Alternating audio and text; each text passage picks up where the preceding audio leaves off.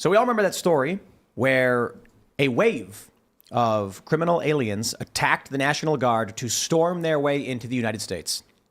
The judge has now dismissed the riot charges against all 140 illegal immigrants, saying there's no real probable cause to charge these people with a crime. And if you want to bring a charge, you're going to have to prove that to a grand jury.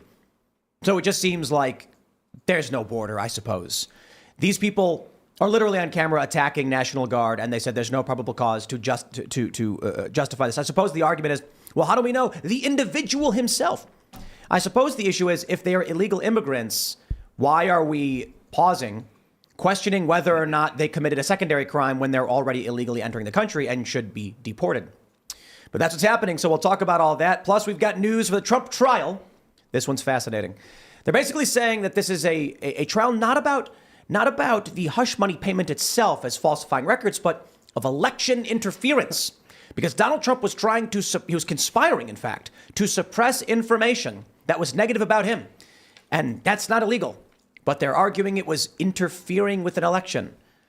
Let me just break that down for you. What they're saying is Donald Trump doing PR interfered in the election. That's the argument they're making. That's why Trump is being charged. And the Gaza-Israel anti-Israel protests are expanding into more universities. Funding is being pulled from some big top donors. And it's going to be real interesting how these universities react. Columbia, it seems, is siding with the protesters. They're going to lose a lot of money because of it, but I don't think they want to lose their customer base. So we'll talk about that. But before we get started, head over to castbrew.com and buy coffee. Why? It's the best coffee you will ever have. Appalachian Nights is everyone's favorite. We've also got Rise with Roberto Jr. And when you buy from castbrew.com, you are supporting this show because it is our product. We sponsor ourselves. And the goal of Cast Brew is to build physical locations where y'all can hang out with each other, talk with like-minded individuals. And when that regular old person comes in for a cup of coffee, we're going to have TVs on the walls at these locations where people will be watching and discussing shows like this. So you'll see Timcast IRL, you'll see people like Sticks, X and Hammer, Viva Fry, and others in physical locations. That's the goal. So go to castbrew.com, buy our coffee, but also head over to timcast.com, click join us to support our work directly. And you will get access to the members-only uncensored show, an entirely separate podcast that comes on right after this one, where you can call into the show and talk to us and our guest. We do a segment, then we take 4 to 5 call-ins from you guys who are members. Now, in order to call into the show, you've got to be a member for at least 6 months or sign up at the $25 per month level. It's a screening process. And then download the Discord app, sign up for the Discord server, and hang out with other like-minded individuals online. But the most important thing with becoming a member is that it supports our work. YouTube just deleted our 2 biggest episodes ever, basically warning us that at any moment they will take our show off the air. That's right. Now, in the meantime, we are discussing things with top men to find workarounds because YouTube is not the end-all be-all of content distribution, so there's good news in the works there. But in the meantime, if you like the work we do, timcast.com, click join us, become a member because we do need your support. Don't forget to smash that like button, subscribe to this channel, and also follow me on Twitter at Timcast and rumble.com/TimcastIRL. Those are going to be important. Joining us tonight to talk about this and so much more is Tony Shaffer. Hey, good evening, everybody. Good to be here. Thanks for having me, Tim. Who are you? What do you do? Well, I'm a retired spy, believe it or not. My Bond moment is actually in the International Spy Museum. You can Google it. And I spent 30 and a half years doing skullduggery for the Department of Defense and having fun doing it. So it was a great time. And don't thank me for my service because you paid for it. So thank you for paying for my service. So it was great. So. All right, this should be fun. Thanks for hanging out. Seamus Coughlin is here. I'm Seamus Coughlin. I am back for round 2. I create cartoons on YouTube. If you guys want to check out Freedom Tunes over there, I think you'll enjoy those. We released a cartoon last week that people are enjoying. It's Ben Shapiro and Candace Owens debating on the Whatever podcast over whether Israel or Palestine has a higher body count. Go over there, check it out. If you like what we're doing, go to freedomtunes.com. You'll get to watch a behind-the-scenes podcast with myself and my team where we discuss how we're able to create these cartoons so quickly. Right on. Hannah Claire's hanging out. Hey, I'm Hannah Claire Brimlow. I'm a writer for SCNR.com. I'm happy to be back. Phil Labonte's here tonight. Hello, everybody. My name is Phil Labonte. I'm the lead singer of the heavy metal band All That Remains. I'm an anti-communist and a counter-revolutionary. Serge. Yo, I am here. Hope everything works tonight. Let's go to it. Hopefully. All right, well, here's the first story. We've got this one from the Post-Millennial. Judge dismisses riot charges against 140 illegal immigrants accused of rushing the border in El Paso. Quote, I don't believe there is probable cause for these individuals to continue to be detained for the offense of riot participation, which basically means they're being released as well. On Monday, a judge in El Paso, Texas, dismissed the cases of 140 illegal immigrants charged in connection with a border riot that took place when the illegal immigrants stormed Border Patrol agents at the U.S.-Mexico border. All 140 still face federal charges stemming from their illegal entry into the country, though most illegal immigrants are given a court date some years into the future and released into the domestic U.S. The Biden administration often offers free flights for these individuals to cities and states across the country. Now, I suppose the argument is, how do you know this particular individual rioted? And that's the argument that's what happened in D.C. In 2017, when the far left rioted during Trump's inauguration. They asked the police, how do you know that individual right there was part of that group? And they were like, well, we arrested him in the group. And they're like, but you don't know what they did.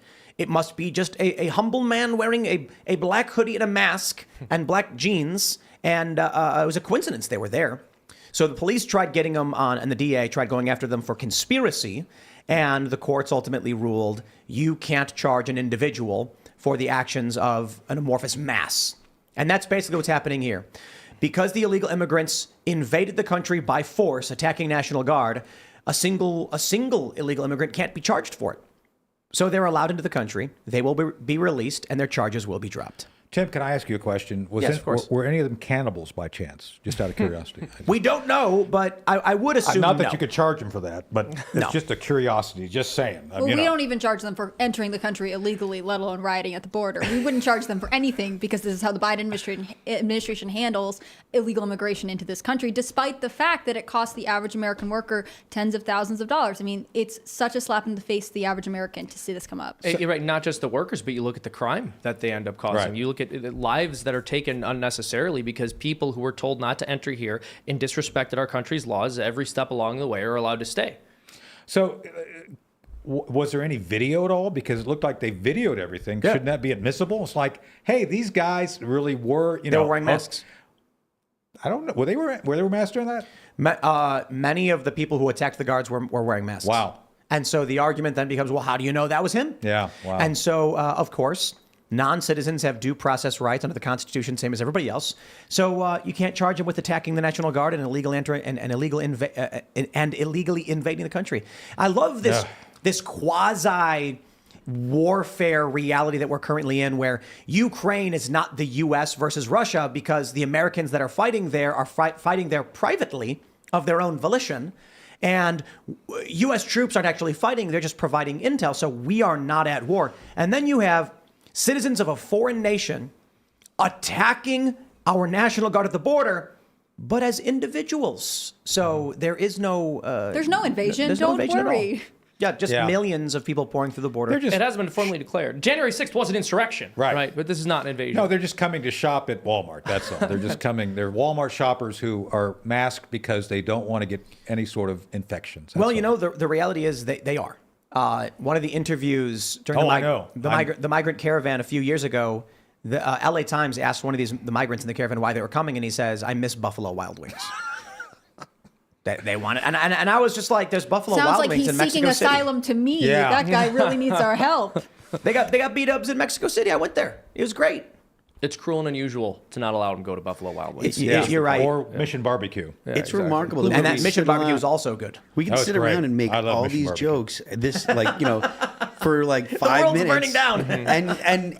And we all know that there's not going to be anything done with the border with the current administration. No. And if they get reelected, if the administration gets reelected, nothing will be done. And the American people generally agree, right? Like Americans broadly are like, if you have people coming to the country illegally, we should stop them. We should say you can't come in. Like, They're Especially in almost these record logical in numbers. their We're like, argument. what, 300,000 in 1 month? We ended Is up it- breaking our previous record of 200,000 in a it's like month. 10 million in the past 4 years or something like that. It's complete insanity. I mean, I don't Well, know they for sure, say but something like 7 million, but you even know it's not still, that. it's outrageous. Yeah. Yeah. 7 That is- million is the compromise number, and The it's not good. Yeah, the idea that is not an outrageous number that the government just sits there and says, well, I mean, it's what happened and it's not our fault, even though they got into office and repealed all of got rid of all the executive orders that the previous administration had just because it was the previous administration and not Donald Trump was enough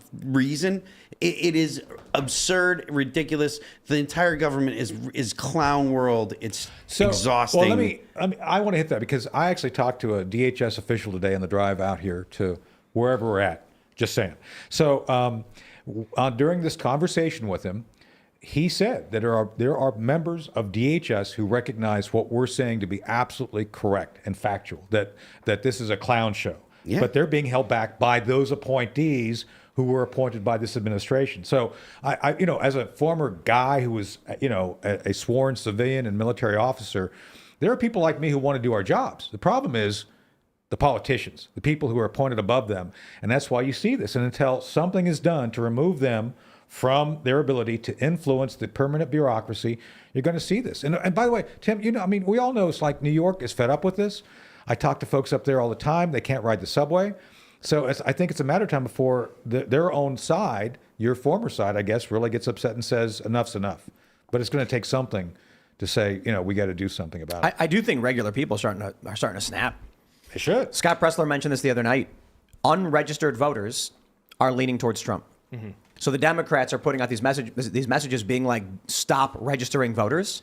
They're more likely to be Trump supporters. Yeah. Well, I mean, look, one of the issues that Trump campaigned on most successfully the last time he ran, or I should say the first time he ran when he actually won, was the border issue. Right. Yeah. Right? And they've done everything within their power to make it worse. And since then, since 2020, they're saying we've let in the population of New York to the country. Oh my gosh. And that's not even an accurate number. We all know that. It's closer to 10 million. It's way probably more. higher. So I live in a very rural county in North Carolina. The whole county is 14,500 people. That's the whole county. And it's very poor. And I'm on the Social Services Committee. I'm running for county commissioner, just saying if anybody wants to vote for me here in the county. But in the county, the minorities there feel that they are being deprived of resources they should otherwise get because they see, like us, all these resources going to the illegal aliens. I mean, when you're talking about people who can barely pay for their heating bill, that they have to have special programs, and they see people coming here and getting, $2,000 a month for their family. Right. They're fed up. Open borders. And this is the left's board. I mean, they're Democrats. Right. And open border is an elitist position because the people who are Yes. most adversely affected are typically Right. people who live on or below the poverty And line. they devalue the value of labor. That's why I can't believe that the left is not upset. The unions aren't upset because the more illegal aliens you come in, the more you devalue a unit of labor in any market. Yeah. And it's like, where is anybody who actually understands what this does in a way of damage to the? But No, how it's much of it hilarious. is just headline chasing, right? They want to be the party that's like, we were the most welcoming. Exactly. Well, and you're right. It's completely backwards. These people come into our country without any identification to work for wages that Americans won't accept. And and the unions go, they have a right to work. It's like they won't let an American citizen. They try to push for these laws that make it impossible for an American citizen to be able to work without a union in certain sectors, and then they're willing to allow people to just flood the country and take whatever job they want without any kind of registration, totally off the grid, no social security number. It's not any job. Nancy Pelosi said if they don't come, they won't pick our crops. Remember? Mm-hmm. So Well, it was it Kelly Osbourne? Yeah, who's going to be your cleaning your toilets, Donald Trump? That's right. Yeah. But There's a lot of dignity in that statement. So Yeah. much respect. But no, it shows you how they see them. It shows you how they see them. They're pawns, ultimately. And they're here. I remember having this conversation when I was in high school, someone saying, well, they're just jobs the American workers wouldn't do. That's not It's just true. not I don't true. think That's that's true They at wouldn't all. do not it for true. that wage. Yeah. Right. And also, at times, there are times that it inhibits technological innovation, right? Like if you think about agricultural workers, labor that you could, sell out cheaply to people who are not here illegally, who you don't have to hold to, safe working standards. Technically, you could potentially have other innovations come in and solve this. But instead, you're perpetuating these terrible systems. Right. We talked about that new Atlas robot from Boston Dynamics. Where have you seen this video? No, I'm seeing it. No. It's this like creepy humanoid thing that like spreads its legs and like stands up and then its body spins around and it walks towards you or whatever. And the joke I made was watching these like androids they're building. Well, I can't wait to fight one of these robots while my friends are scavenging for food in an abandoned gas station, and I'm trying to buy them time, and then we all escape into the sewers and flee. But thinking about it now, what's really going to happen is if one of these robots costs $50,000, then these companies are going to be thinking a single Android for 50 grand is going to operate for 5 years. Yep. So that's $10,000 a year. That's way cheaper than any human. And what's actually going to happen is there's going to be neo-Luddites who are running up in the middle of the night with masks on and smashing these robots and destroying them. Sabotage. Sabots. Yeah. Oh, no, yeah. I think it's absolutely true. You know, when we examine this through an economic framework, it's easy and I would say accurate and worthwhile to point out the fact that these people are driving the cost of labor down. But it's a lot more insidious.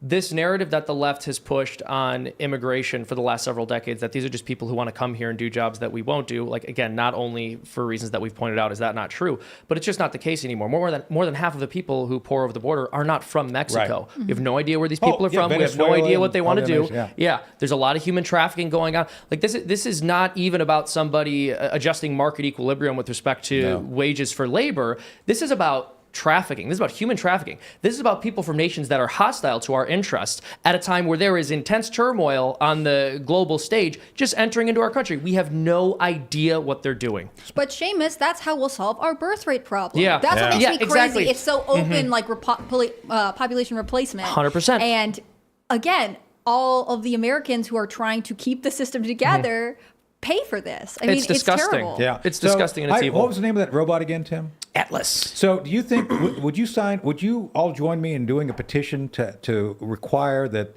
they bring Atlas robots in to replace the entire cast of The View? I think that would be, and that would last for 10 years. It's a cost cutting, and they can't be any less. It'd be great, actually, because I think it'd be fun. It would just be Chat GPT pretending to talk to itself. Yeah, I think that makes it too strong. Yeah. But don't you know, trust it would be ChatGPT. comparably the same show because GPT's training ends in 2021, so they would be equally as ill-informed. Oh, man. Got him. True. That's true. Zing, true. that's a good one.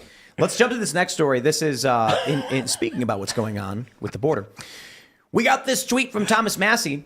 You may have seen the video. Rep. Thomas Massey posted a video of the U.S. House of Representatives under the direction of Speaker Mike Johnson, Democrats celebrating his total capitulation with no victory for securing our border. And here is a video of all of these people in Congress waving the Ukrainian flag. Yes, they're all very, very... So, And you know, that's breaking the House rules, by the way. You can't fly. You can't fly a foreign flag on. Really? No. Well, here's what's fascinating. And I think Thomas Massey tweets, instead of fining Democrats for waving flags, the House Sergeant at Arms just called and said, I will be fined $500 if I don't delete this video post. Yeah. Mike Johnson really wants to memory hole this betrayal of America. Now, Mike Johnson tweeted he doesn't agree with the fine and he's going to put in a good word. But it is shocking to see our representatives flying the flag of a foreign nation as they vote to send our money to a foreign country unjustified while our border is in crisis, while our country is dealing with inflation issues, while our country is dealing with healthcare issues, while our country is dealing with gas prices, jobs, all of these problems that need to be solved. Absolutely. Well, and it goes so much deeper than that. You can say honestly, calmly, not even bombastically, as a blanket statement, quality of life has not approached what it was in 2019, and everyone knows it. Everyone knows it. Just 5 years ago, life was far easier for people. You're getting to the point where even very wealthy people are having trouble maintaining the standard of living they used to have. They talk about goods getting cheaper. Country clubs are cutting corners. What about poor people? What about people who are already struggling to afford food? This country is in a horrible position right now, and we're just giving what else we have left away. Yeah, and it's going to get worse. One of the senators during debate today pointed out that the Social Security the Social Security Fund is going to run out in 10 years. Our Highway Transportation Trust is going to run out, and I think in 2028. Again, I don't even know that the federal government should have these things. But if you're the left and you say, yes, federal government should pay for all of these things, how can you also say we're going to send all of our money away as opposed to deal with these things that are specifically designed theoretically to address domestic problems? But it gets even more frightening, right? Because one thing people will look at when we talk about the national debt is the debt to GDP ratio, which is it's fair and it's an interesting way of looking at things. But at some point, when your debt gets bad enough, you just have to look at whether you're capable of taking care of the interest payments each month. Wow. And the interest payments, if rates rise to historic averages like 6%, I mean, it's going to get to the point where a massive percent of our budget is literally just going to be going to paying off the interest on the national debt. I mean, we are in serious financial trouble here. Well, don't frighten me. I start Social Security payments this November. So I never so start just- them, sir. just- We'll just never have don't- them. That's the thing. Like, I'm going to get mine. I'm it's just getting a myth that I I'm heard getting about one mine. time. Well, So, congratulations. thank you. I Yeah. hope it's great. Well, me too. Must me be too. nice. I'll let you know. I'll let you know. No, my point to your point is like we are building up. We are spending $8 billion a day. $8 billion a day, and we're like only appropriating about $4 billion. So that's $6 billion we're printing every day. $6 billion, and to that point, it's like, Tim, I've watched your stuff over the years. I'm fundamentally not against military spending because I think most of the military spending is useless. Much of what I've seen spent, when I was in Afghanistan, I would walk into this tactical operations center, and literally wall to wall are these $10,000 a pop plasma TV screens. Like, really? Is this going to help us kill the Taliban better by having all this really cool screens? And that's what's going on now. That's what you're going on with Ukraine. So all this money we've seen, $300 billion. Think about that. Yep. $300 billion. What could we have done to create high-speed trains, improved airports, student debt, all these things which I think are clearly American issues are being ignored, and yet we get the Ukraine flag on the floor of the House. It almost looks like we're being invaded, right? Their flags are everywhere. From every direction. I would rather give it $300 billion to a random guy. Yeah. In the United States, just like I'll take it. we just spin the old Social Security.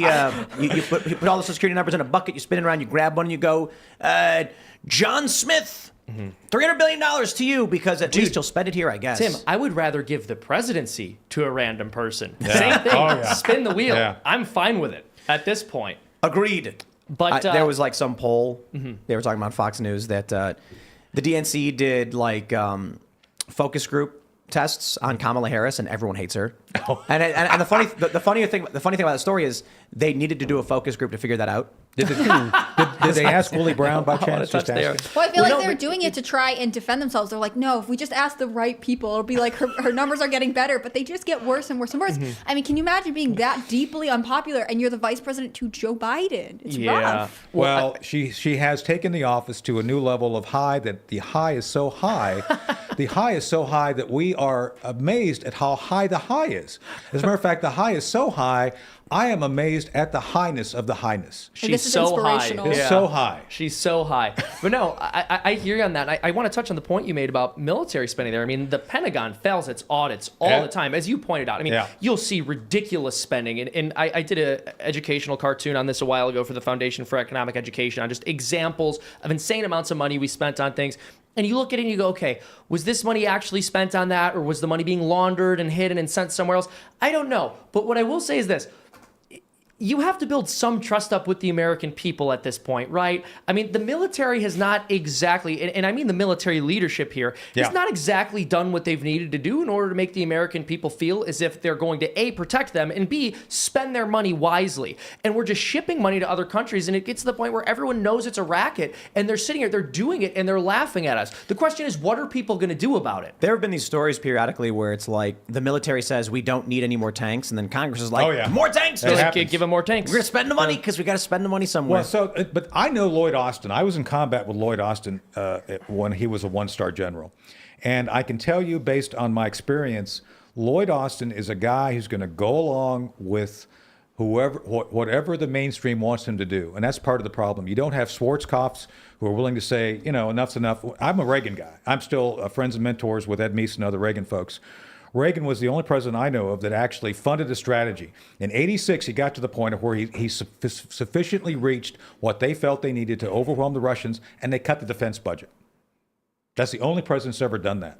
And it's like, that's what we should be doing. It's like, how do we actually play 5D chess and not just simply spend all this money and hope for the best? You don't think the Secretary of Defense should just disappear? Well, you make a really good point. He did disappear. He did disappear. He disappeared without telling anyone, That's including the White House, because that's how functional the Biden I told administration you guys his is. new nickname, right? Zippity Doodads. Oh, can I say that? we should invade the United States. That's a great idea. on board. I think Let's do that. I think their border's our border. That's my radical position. I think we 'Cause should secure it. I'm like, we could do some nation building in the United States. That'd be fun. What if we said build we're some securing? roads, maybe. Someone and tell the United States federal government how much oil the United States has, That's crazy. and they're going to be hilarious. taking over. Tell them I that we're wanna- trying to secure Mexico's northern border. I and want see to what they invade do. Alaska. I'm ready to go for the king crab. up Right? there. Like, yeah. tell them. Yeah. I want to Tell 'em how mention much. this. Massive. You made a point. I can't speak to the specific general you're talking about. I'm not familiar with him, but you make he's a a sec point def. here. He's currently a sec def. Okay. Lloyd Austin. So everyone I know in the military has basically said that officers essentially get to the point where they become politicians, right? And That's- that's yeah, a yeah, after a certain massive, point. but yeah, and Yeah. that's a massive problem in our military. Is these are people who are basically acting the way that a standard American politician does, which, as we know, isn't well. And I'm curious what you think about a potential solution to that problem as someone who's actually worked within the system. So there are officers with integrity. I've advised and worked with a number of them. Oh, no doubt. The problem is that the system, the more power you have in a system, the more the system tends to corrupt people. And a lot of people, like George Washington was a rare general by the fact that he walked away from being the Continental Army chief and walked away from being president. It takes someone who understands their personal limits and the ability to kind of rein themselves in. We really don't have that. And so when people get into uniform, I'm going to get in trouble for saying this, but I'm just going to say it. People who get into senior positions in the military have to become politicians because their job becomes, especially their generals, not all generals, Blaine, just saying if you're watching, that generals tend to then become extensions of the corporate state that Eisenhower warned us about, military, industrial, congressional complex. And that's how it feeds. I got that romantic view of the military. You ever see the movie The Patriot with Mel Gibson? Yeah. Oh my gosh. Okay, so he's like a retired dude, and he's got a family, and his kid gets killed, and then he basically goes to a high-ranking guy who knows him, and he's like, if you'll join me, we will have you, and just writes him a commission and hands it to him. And then you have a legit guy with actual experience who's coming back to teach, to lead, and to win. And then you have today politicians trying to look good on camera, fit the corporate press narrative, and it's not so much about being an effective leader in defense, and it's more so about. It seems very bureaucratic and managerial. It's just filling out the paperwork and getting the points on your name and all that stuff. And we also need more trans representation in the military, of course. Well, how would we, how are we secure our borders supposed to win without a it? war? How are we supposed to So win a war? I don't know did you guys know this? I'm aware of this by direct knowledge, not personally. I'm not transitioning, just saying. By the way, maybe that's an idea. Maybe the SecDef should transition, like lead the way to being, trans. I mean, he kind of already got cut down there, just saying. I guess it would be kind of an easy thing to do next. Anyway, my point being is that did you know that you could enlist, Tim, not that I think you'd want to become other than you are. Yeah, You they seem- cut your hair, man. You don't Well, wanna- they would They'd shave my head. They cut a lot of things. Heavens. Do you know that they now are using conversion to trans as an incentive? A recruitment tool. Yeah, recruitment tool. Yeah, because they're I know people who are involved in that transition process. And by the way, once you're in, you can't deploy. But is it really? No, you can't. You're not usable. Are But you it's- kidding? You're on drugs. You've been cut. The things don't ever heal completely. You But- can't be used in the but it- military for a purpose of military But is this purpose. which branches? All branches. Even the Marines? Yes. Wow. The Marines, I think, are more reluctant to bring people in, but all the branches have been permitted to bring in using a tool of recruitment. If you want to be Tamisha, you could be Tamisha. So there's recently I remember a few years ago they did a commercial where it's like the Army commercial, and it's someone being like, "I have two moms." Yes. And I'm like, what does that have to do with being in the Army? has right? nothing. But they changed it.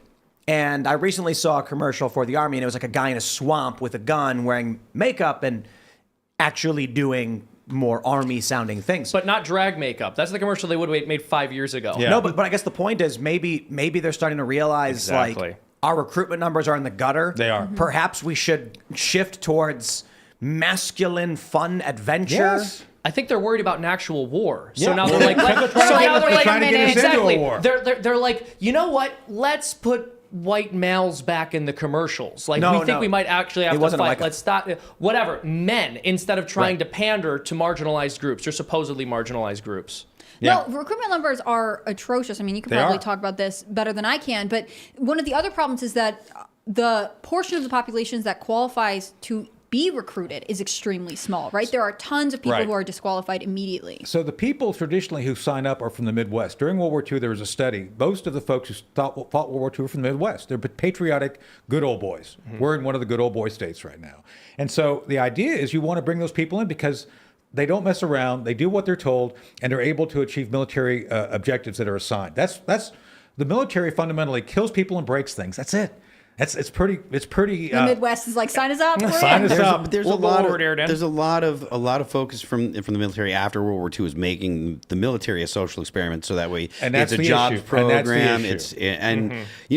You can have your opinion on that, but if you're going to have a military at all, it should be at the very least capable of doing its primary job. Exactly. Maybe you can have it be a jobs program. Maybe you can have those kind of things, but you can't lose sight of the primary focus, which is break things and kill people. So let me say this and be clear about it. I enlisted in 1981. I was a private, and I went through training. It was back in those days. And by the way, the 80s were great. You guys missed a great time in the 80s, just saying. But beyond... Man, this guy's got the 80s. He's got Social Oh my Security. God, it was He's great. got everything. I'm all set. To do Look, I'm retired. I can hang out. So my point being is that in the 80s when I came in, we really weren't integrated.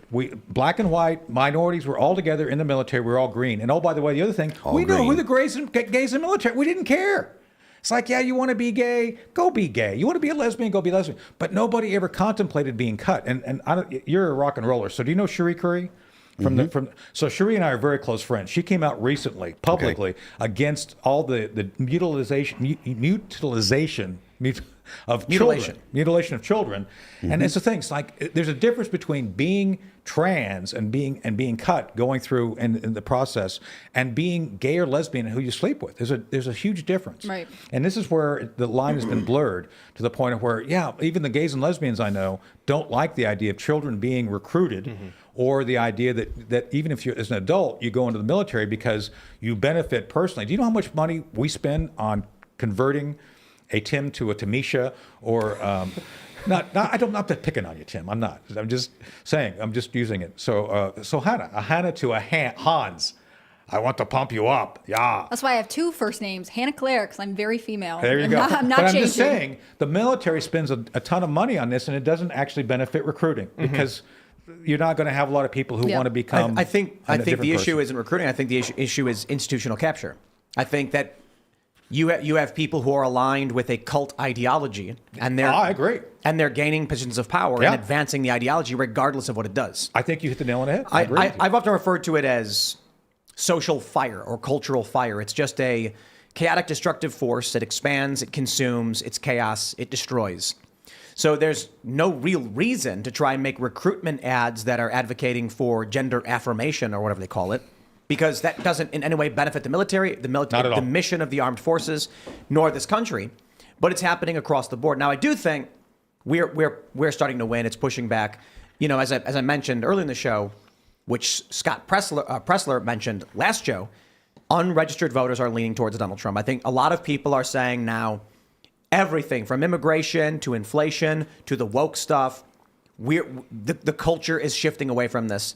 You had that one OnlyFans woman, right? So these are women selling their bodies online, say, I found God, I'm canceling OnlyFans. I don't want to do this anymore. And there's been a lot of criticism of her, but I think, whether she's telling the truth and she found God or she's lying to make money, that shows people think the right side of history is virtue and not debauchery. That's a good thing. It's a good thing. But aside from that, we will jump to the next story. We have some ABC News. The Trump trial. David Pecker describes secret catch and kill arrangement for 2016 election. That's right, ladies and gentlemen.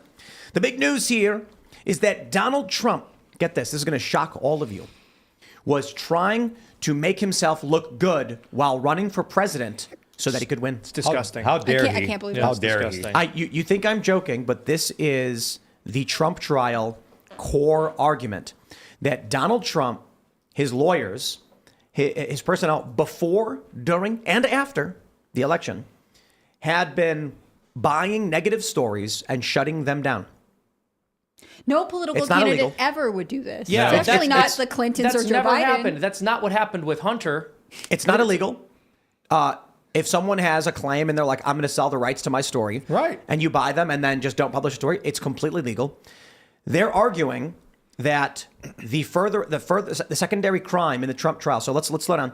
Trump pays. They argue Trump pays Stormy Daniel $130,000 to keep quiet about an alleged affair, which apparently never happened, and now she owes him money or something. She And- lost and- the suit. Right. So it shows them like 300,000. Yeah. And then in New York, they're arguing that Trump can falsified business records to cover up his election interference by suppressing negative information to win an election. I just want to stress, every single politician in the history of this country, and probably any elected representative of any kind in any country, has done that. Well, there is no historical circumstance where a politician did not attempt to stop bad information about them from getting out. Well, hold on a second. I know that we all want to defend Trump here, but let me read you some quotes that came from Trump and people in his administration. There was a conspiracy unfolding behind the scenes, one that both curtailed the protests and coordinated resistance from CEOs. Their work touched every aspect of the election. They got states to change voting system and laws. There was a pact that was formalized. No, I'm sorry. That was Time Magazine talking about how they interfered in the election in order to get Joe Biden elected. They literally came out and admitted that corporate America, big business, and people working from within the legal system got together in order to do everything they could to ensure that Joe Biden won. Then on top of that, we had former intelligence officials coming out to lie about and suppress a story that was true. You had large social media companies banning that story and networks saying that they wouldn't report on it because it could hurt Joe Biden. And they're sitting here and saying that somebody who Donald Trump was working with not publishing a story is election interference? Well, I'd like to hit that if you don't mind. So Real quick, just one point. Yeah. There's not even any proof that Trump actually paid Stormy Daniels. No, of course. So, what about those Congress members who had that slush fund paying off those who they sexually harassed? Is that election interference too? Mm-hmm. Because, they want to make themselves look good and be reelected. Is that interference? I don't know. And the charge that Trump is facing in New York is a misdemeanor unless it's done while doing another crime, which you don't have to be charged with. They just do whatever they can to give him the biggest punch that they can muster, and this is what Alvin Bragg has come up with. It's interesting to me that no matter what happened, like when this trial started or when everything kind of kicked off yesterday, the fact that we're talking about something that happened in 2016, like they will do anything to try and throw mud on Trump right now. Well, I wanted to touch base on the 51 intelligence officers, some of those guys I know, who came out and said it was fake. I checked the laptop story. Yeah, the laptop story. I actually had a copy of the laptop, had access to it. I was actually helping a certain reporter that I mentioned off air. I don't want to mention her name to get her in trouble, but I was trying to make sure she got certain copies of it. And so when I was trying to go public and say, this looks authentic to me and I'm an intelligence officer with 30 years, nobody in the media would pick it up. Nobody would pick it up. Nobody would listen, even though I'm, Well, hold on. I mean, let me just get this straight. You're saying that as a former intelligence officer, you went to assets of the intelligence agencies and they didn't listen to you? Yeah. Yeah, well, I'm not surprised that... So we actually were in a room like this, and I brought in a 3-letter agency, and they wanted to take a copy. And their leadership said, no, we don't want a copy, because you know why we were concerned? I'll just say it. We believed, looking at the Hunter Biden hard drive, we would be able to determine a foreign intelligence services techniques to recruit people. They have certain things that they do, I guess the term is honeypotting. Yep. Honeypot. Yep. So we figured by analyzing that, this 3-letter agency asked me to help them out. Oh no, the 51 intelligence officers, they say it's not real, so we can't look at it. That's how damaging this whole information campaign was. The legitimate issues that should have been looked at by intelligence professionals were ignored because, these guys have come out and said it's not real, so it's not real. Well, and there was even a survey done not long after the election when the story actually did start to get out there, where they found that it was something like 10% of people who voted for Joe Biden would not have if they had 6 or been 7. aware. Yeah. Rasmussen ran a poll and they found like 6 or 7% said had they been aware of the laptop story, they would have actually they would have not voted for Biden, and Trump would have won. Yeah, no doubt. Well, it's kind of obvious why they suppressed the laptop story. Yeah, exactly. The president's son is he's not a good guy. No. But I'm being nice. The media acknowledging that they literally ran what they referred to as a shadow campaign to generate the result they wanted in the election. Elon Musk purchasing Twitter and then releasing communications that were going on behind the scenes, which showed us that those who run the digital public square were literally running defense to suppress a true story to help somebody get elected. Are stories that didn't result in a single person having to stand trial for any kind of election interference, even though we know intelligence assets lied They lied.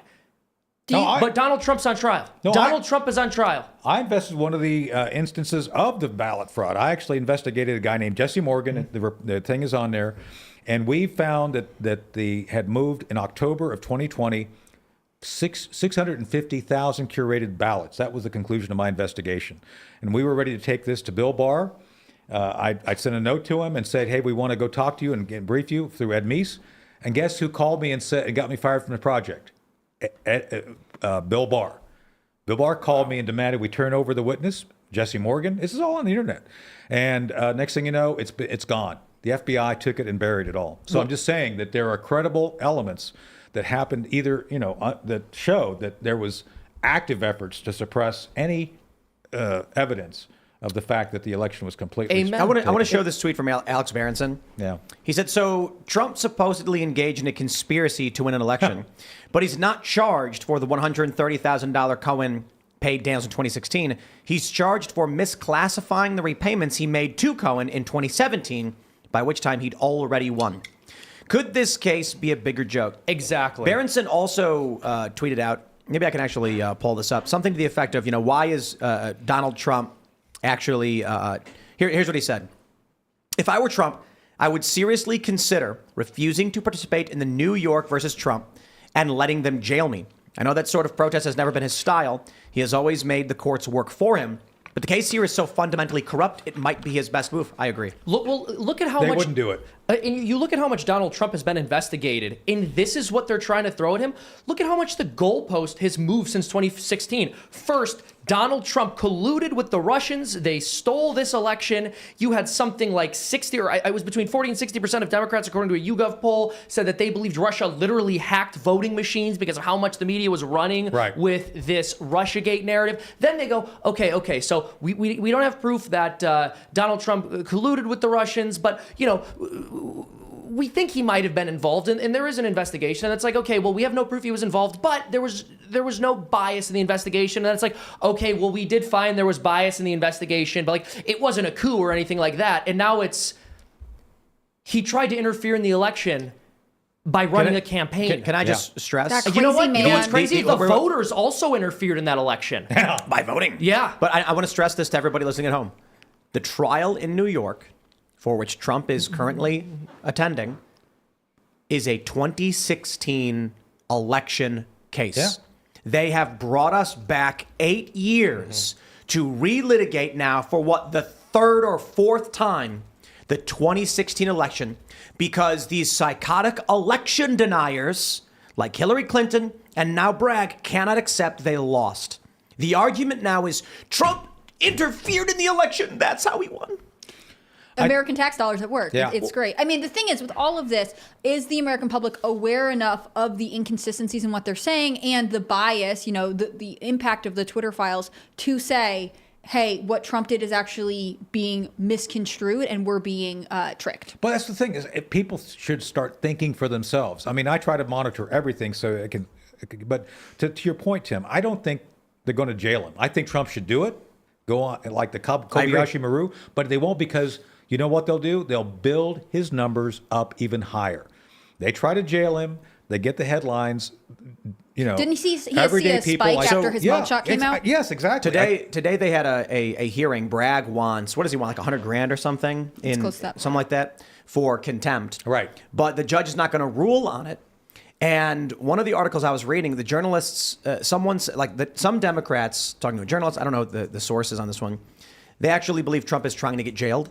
Yeah. But he has to do it in a way to where he doesn't intentionally provoke it. So if Trump comes out and says, screw you, F you, judge, how dare you? What the idea is that Trump is trying to avoid taking the action which results in him getting jailed strongly. So let me try and break this down. Trump defying the court and saying, I will leave, and them going, you'll be jailed. And he says, so what? Trump is avoiding that. What Trump wants is some kind of plausible deniability. Well, so they're insulting me on TV. They're insulting me on social media. I responded to that, and they jailed me for it. Trump wants them to be in the most unreasonable position. Right. And I don't know if Trump actually wants to get jailed, but they believe he does.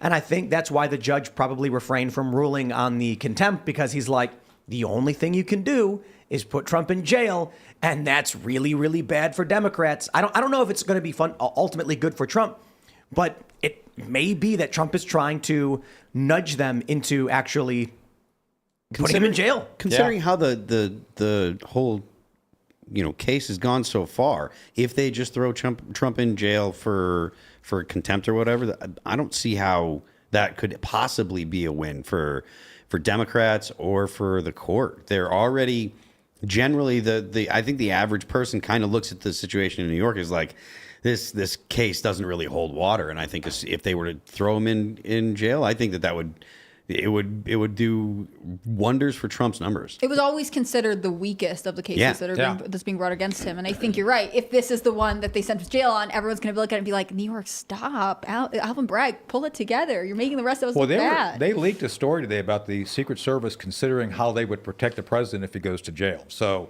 but isn't that their job to consider every single variable there is? But like that doesn't seem crazy to me. It's interesting that they highlighted that because I think to Tim's point, I think Trump is playing with fire, and I think if he plays it right, this will help improve his numbers again because it'll overplay their hand. Right. Mm-hmm. I think Trump should not have gone. I think he should have chilled in Florida and publicly stated they have issued a secondary charge with no underlying crime. I'm confused by this. My lawyers are confused by this. If they can present a actual criminal charge for which they have the secondary charge attached, we will respond. But in the meantime, we are shocked and confused and don't know what to do, so we are going to do nothing. The issue here is that the charge against Trump is falsifying business records in furtherance of a crime. But the furtherance of a crime doesn't exist. So there's no charge. Plus, there's a statute of limitations which expired. So what is this? Tim, those are internal business records, too. They weren't even used externally. Those are internal records within the company. So there's no possibility of fraud since they weren't presented to someone else as fraud. Yeah, it's a fake case. It's a completely So fake why case. would Trump... The way I've described this repeatedly is a group of clowns showed up to Trump's house with a clown warrant and said the clowns want you to go to clown jail. And Trump went, okay, I guess. That's kind of true. It's not real. Clowns. So look, the way I view it is this charge against Trump is not in statutory law. A DA can't be like, well, we don't actually have a crime on the books, but I'm going to charge Seamus with, I don't know, stealing a statue of a frog from his aunt's house. Come on, man. And, well, you know what, Seamus, I'm charging you with making a cartoon that incites hatred and violence because your cartoons, I interpret as such. There's no law banning it, and there's a First Amendment, but it doesn't matter. I'm going to charge you for it anyway. Guilty. And then you decide to be like, okay, I guess I'll show up in court. Show up to court for Look, that. I got to be honest. If there were charges announced against me that didn't exist in law, I'd be like, huh? Mm-hmm. And I'd just be like, okay, I guess. But if we're at the point, a lot of people have responded to my point about this, saying, what should have Trump done? What should Trump have done? Should he have just waited and gone to jail? You're talking about clowns, but those clowns are armed. And I'm like, dude, if you're suggesting that a rogue state of this country has already taken extrajudicial actions against Donald Trump, they're acting outside of the law and threatening him with violence and imprisonment, then the move has already been made. Yeah. If Donald Trump refuses to attend this trial, it is not Trump doing anything. They already did it. So it's funny because I don't think people understand how late the hour is, okay? There's the joke, oh, you guys ready to take a drink? Civil war, right? We talk about these issues. Can I just stress the state of New York has filed a functionally non-existent criminal charge against Donald Trump. Mm-hmm. They are attempting to put him in prison, to jail and incarcerate him. I got news for you. If you, without legal authority, take a person against their will and lock them up, that's called kidnapping. Yeah. And with a threat of violence, there can be aggravated assault and all of that stuff attached to it. What we're witnessing right now in New York is organized crime, not governance. It's not the law. And so let me just keep it simple for you. To the people who laugh at the idea that things are getting crazy in this country, the state of New York, the district in Manhattan, the DA there, have just declared they will, without the backing of any legislation or any law, lock Trump up. Okay, guys, that's no different than a nonprofit organization getting a private security company to go to Trump's house and locking him in a cage. There's no law backing this. No, it would be like if some sheriff of a remote town in 2007 to 2008, 2009 was like, I'm going to lock Obama up. It's like, Well, what, but it's- how? but Why? it- You can't. It's worse because But they will try. This right? meets the definition of RICO because this is the systemic use of individuals in a conspiracy to achieve a criminal outcome. Tim, you just outlined a criminal set of allegations. You've alleged, and I agree with you, that there's a number of things that the state of New York has engaged in criminally. Therefore, if the predicate of the crime is correct, they have engaged using their system as a criminal enterprise, which is RICO, right? Am I missing something? That's a RICO. It's a RICO charge. That's what they're going after Trump for in Georgia. No, you don't understand. It's okay when they do it. Oh, it's totally yeah, I missed fine. that. I missed that. I will just stress it again. I think Donald Trump should not have listened. I think he should have come out in Mar-a-Lago at the press conference and said, I don't understand. There's no underlying crime. My lawyers are confused. We're consulting with the state of Florida on how to respond to this. But there's no underlying crime. This charge doesn't exist. So we will not be responding to it. That would have done many things. It would have put the pressure on Ron DeSantis and the state of Florida, whether to cooperate or not. That's fair. Trump already can't campaign. So what's the point of complying with this unless the goal is he wants to provoke them into jailing him so it looks like they've gone nuts? I don't know. They Maybe. have gone nuts. It's just a question of how nuts are they? Well, And how nuts are they going to get? Yeah. let's jump to this next story. Ladies and gentlemen, we've got huge news. TikTok is getting banned. Oh, also, they're going to give billions of dollars to Ukraine and Israel, and they're going to force the divestment of TikTok. You see how they play this game? So the NBC News story, Senate advances Ukraine aid, Israel funding, and TikTok ban. Watching it, the Senate voted Tuesday to advance the bill. The vote of 80 to 19 indicates the legislation has enough support to clear the Senate in a final vote, which could become as soon as Tuesday evening, and then head to President Joe Biden's desk to be signed into law. I believe that that already happened, right? Is this just not been updated? It's updated. I believe they already did pass it. I thought we had the most. It's back in the Senate right now. Yeah, I thought it was still being debated. It's still being debated. Yeah, it's being redone in the Senate based on some changes that were made in the House. Oh, okay. But Yeah. it's basically looking like it's going to happen. We did have Yeah, super it's gonna chat. Mega Mikey says, by the way, the House passed. so the House did, right? Yeah, Yeah. it's back in the Senate. And now the Senate is expected to clear it. Biden will sign it, and they're going to wave Ukrainian flags again. Look, I'm in favor of the TikTok divestment bill, and I don't understand this. I don't think we should be funding Ukraine. I don't think we should be funding Israel, but I do think we should be forcing the divestment of TikTok. And I am confused as to why there is this die-hard, adamant support for defending TikTok. And many people on the right are doing it in ways that aren't actual arguments. So one of the arguments is, oh, they want to ban TikTok because China's spying, but then they want to warrantless wiretapping in FISA. They're hypocrites. I'm like, China spying on us is still bad. Yeah, those Yeah. are totally It's- different things. I'm Yeah. not saying it's okay for our government to both do bad. it, but yeah. We but can you get rid of don't- one of them and still be angry at the other. Yeah. Yeah. Also, I'm sorry, like, I don't want our government doing that either. I also really don't want China doing it, and those are different things. Neither's acceptable. Neither's even remotely acceptable. But I would go as far as to say, too, there's other examples of Chinese spyware that we should probably ban. Zoom is just Chinese spyware. And doubt. it's just interesting that as soon as the lockdown started, everyone's using Zoom, and What it happened to kind of Skype? started in academia when we were all using Skype before that. Yeah. I had people be So, like, oh, you want to, we're going to TikTok's have a not the meeting. only We'll app, send but you a yeah. Zoom link. And I was like, I don't use Zoom.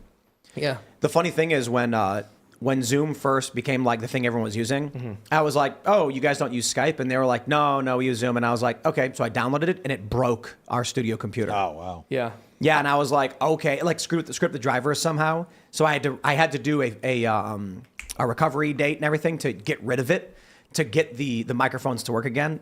I'm like, dude, I'm never using this app again. Well, and look, I mean, we've all seen it happen where slowly over time, maybe over the course of a few months or a few years, one social media company overtakes another. But we went from Skype to Zoom instantly. It's like as soon as the pandemic happened, everyone was talking about Zoom. And Wait, I thought we Well, used and I think part of it was the Skype fact here. that they put so many schools on Zoom. They Yes. marketed Yeah. it Yes, as being that's what I'm better saying. It for started in these- academia. It was Right. massive in academia. And it was like, well, your kids are already using it. We have to. This fosters whatever. It's a convenience thing. It's always marketed that way as it's convenient or whatever. Well, I else. think they were better for groups because Skype had Yeah, to catch up on that's doing. what they said. Well, no, but Skype had to actually maybe they didn't do a good job of marketing the fact you could do group meetings with Skype, but they didn't. And I think Zoom got there ahead of them saying, you Yeah. know, it's like, I know this is too ancient for you guys to remember, but there was something done by MCI or Sprint when they dropped the pin. They dropped a pin. It was so clear you could hear a pin back in the days when we had landlines and all that. So it was a marketing tool. It's like, yeah. I remember seeing those commercials Yeah, where the they pin dropped would the hit pin. So it was a marginal improvement on sound, but everybody bought it. So Yeah. it was the Right. marketing that I think Yeah. failed for Skype. on which that. means that Zoom was prepared to market Yes, that way, of which is course. interesting. Yes. Yeah. I agree. No, I think James is totally right. There are a lot of companies that operate within the U.S. that we should potentially be cautious of or wary of, whether you believe the government should intervene or you just, as a consumer, should avoid them, right? Because you don't actually have to use. I mean, for the most part, you can get around using these things. You can opt to use Skype. You don't have to be on TikTok. It becomes harder when it's sort of buried in the infrastructure of what you're doing, Yes. right? Yes. And this is something that China doesn't hesitate on, right? Like China just banned a bunch of meta services from being offered in the App Store in mainland China last week. This is something that they take seriously. Why does the U.S. not take it seriously? Well, China is a totalitarian state. There is no such thing as private enterprise. Yes, they have companies, but the state has right to go in and do anything. So TikTok, ByteDance, whatever you want to call it, is still an extension of the central communist system of governance. Within the context of that, since I used to do this for a living, I did cyber stuff. Once you've taken a program like TikTok and you've developed it, you can embed in there any number of back doors, front doors, things which will activate remotely, things that will phone home even if your phone's off. That's what, if you have TikTok on your phone, you've allowed the Chinese Communist Party to have full access. It is what it is. Mm-hmm. And so I don't have TikTok, by the way. I don't use TikTok. I just don't believe, I think there's other things you can do, Snapchat and other things which are available. But my point is that I'm with, Tim on this. I think that this is something that should be taken very seriously because they do technically own your phone and they will do things to F with you. Mm-hmm. And I think there's been evidence they do that. With that said, I think it becomes, how do we do it with that? And I don't believe that divesting them is going to fix the problem because if the software is on your phone, they can still have it phone home. It doesn't matter who's owning the company. It's about what's in the source code of that software. And NSA, I'm sure, has already done a very destructive review breakdown of that code. And they know what those back doors are. As a matter of fact, I bet you they use half of them. And I'm not joking That's about why they're that. like, please I don't think you're ban this probably I'm because not we have joking about problem. that. Yeah, I think you're because they probably figure right. out how to use them too. Not that I should Well, be saying that, but I'm just this- saying it's something to pay attention to. This is true. I mean, you're familiar with the concept of 0 day. Yeah. Oh, yeah. For those that are familiar, Yeah. a 0 day exploit means the exploit has existed in public knowledge for 0 days. That means that there have been people who have known about it and it's been utilized or used or it could have been used or not used. Sometimes researchers will find an exploit and immediately publish it and say, fix this, or they'll contact the company and say, fix this. Here's the fun thing. There's white hat, gray hat, and black hat hackers. And the funny thing is, I had a friend who said that's actually not true. First, let me clarify. White hat hackers are supposedly good corporate employees who are trying to fix the internet and make everything better.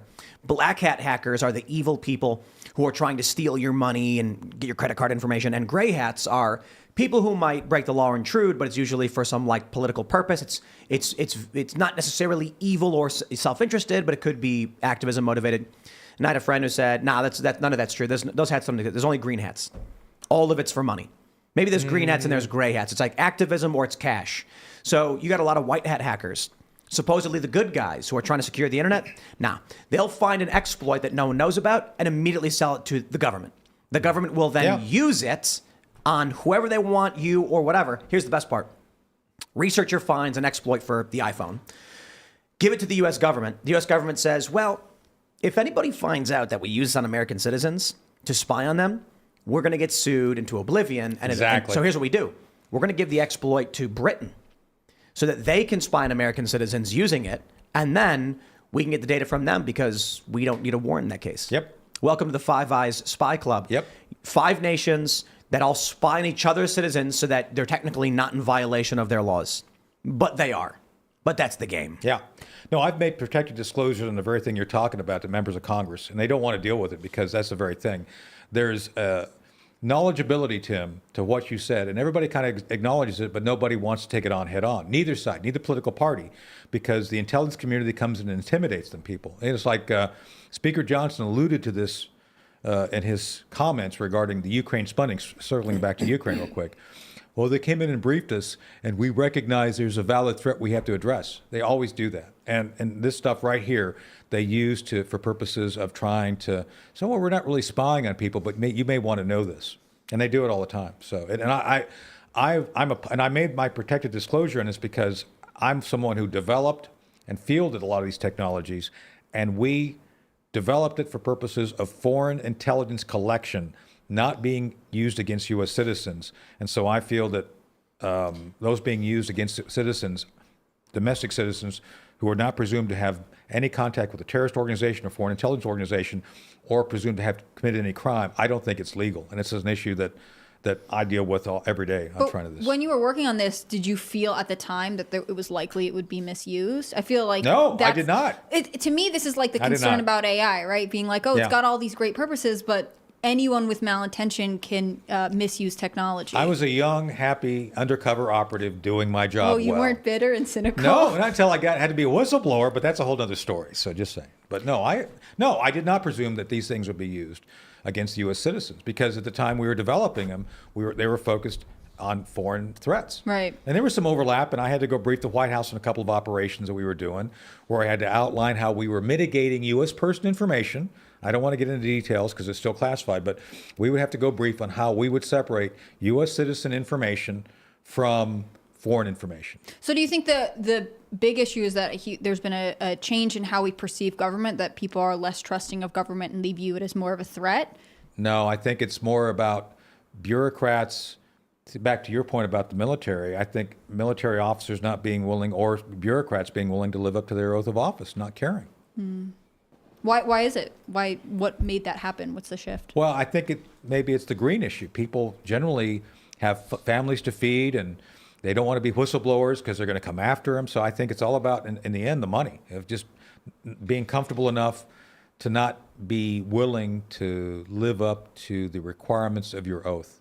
It's tough to do. I'm not going to lie. It's not easy to live up to what one, I think, has to do to their oath, and a lot of people can't do it. So. I want to jump to this, advance in the story. We have this tweet from Michael Tracy.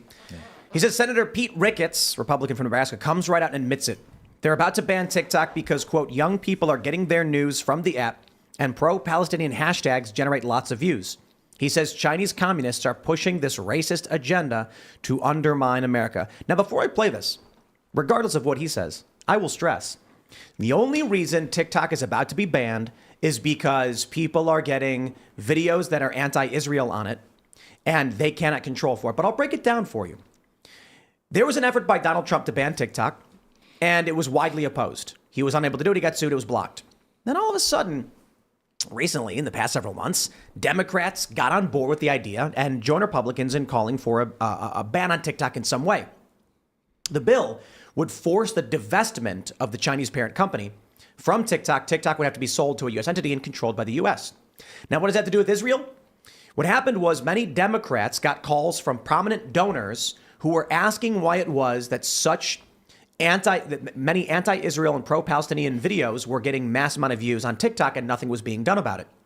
This forced Democrats into action, and all of a sudden, we now have bipartisan support for forcing the divestment of TikTok. Let me play the clip now of Senator Pete Ricketts.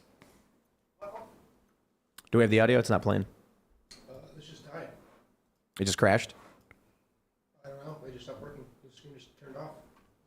I will fix it. I think if I do that, it'll work. Let's see if that works. Nope. Okay, anyway, that's the story. We don't have the audio. I don't know what happened. We have a bunch of different sources, and none of it's making sound. But that's the reality. So it's fascinating to hear them then say in Congress that I'm assuming what Michael Tracy says is true. I wanted to get the full context, but that's basically it. There's an issue of U.S. U.S. foreign policy is being subverted by an app that the U.S. has no control over. They can't spy on anybody over it, and they can't dictate the algorithm to determine what people should be watching instead. So what happens? When October 7th happens, initially a lot of people are outraged. They're talking about, Hamas attacking Israel. But then within a week or two, it switched, and all of a sudden Palestinian videos were getting way more views, indicating somebody flicked a switch. Right. I think the U.S. intelligence agencies realized this, and they're panicking now because the younger generation, look at these protests that are popping up all over these universities. They're absolutely opposed to Israel in every single way. There was even a young woman screaming, "We are Hamas." There's a video Michael Rappaport posted of protesters at Columbia chanting that they love Al-Qassam, makes them proud. They love Hamas. They want Tel Aviv to burn to the ground, all of that stuff. Now, aside from the TikTok stuff, I wonder what you guys think. Hamas is a terrorist organization, according to the United States. Do you think we will see them take action against individuals aligning themselves publicly with an active terrorist organization? Like, how are we supposed to play that one out?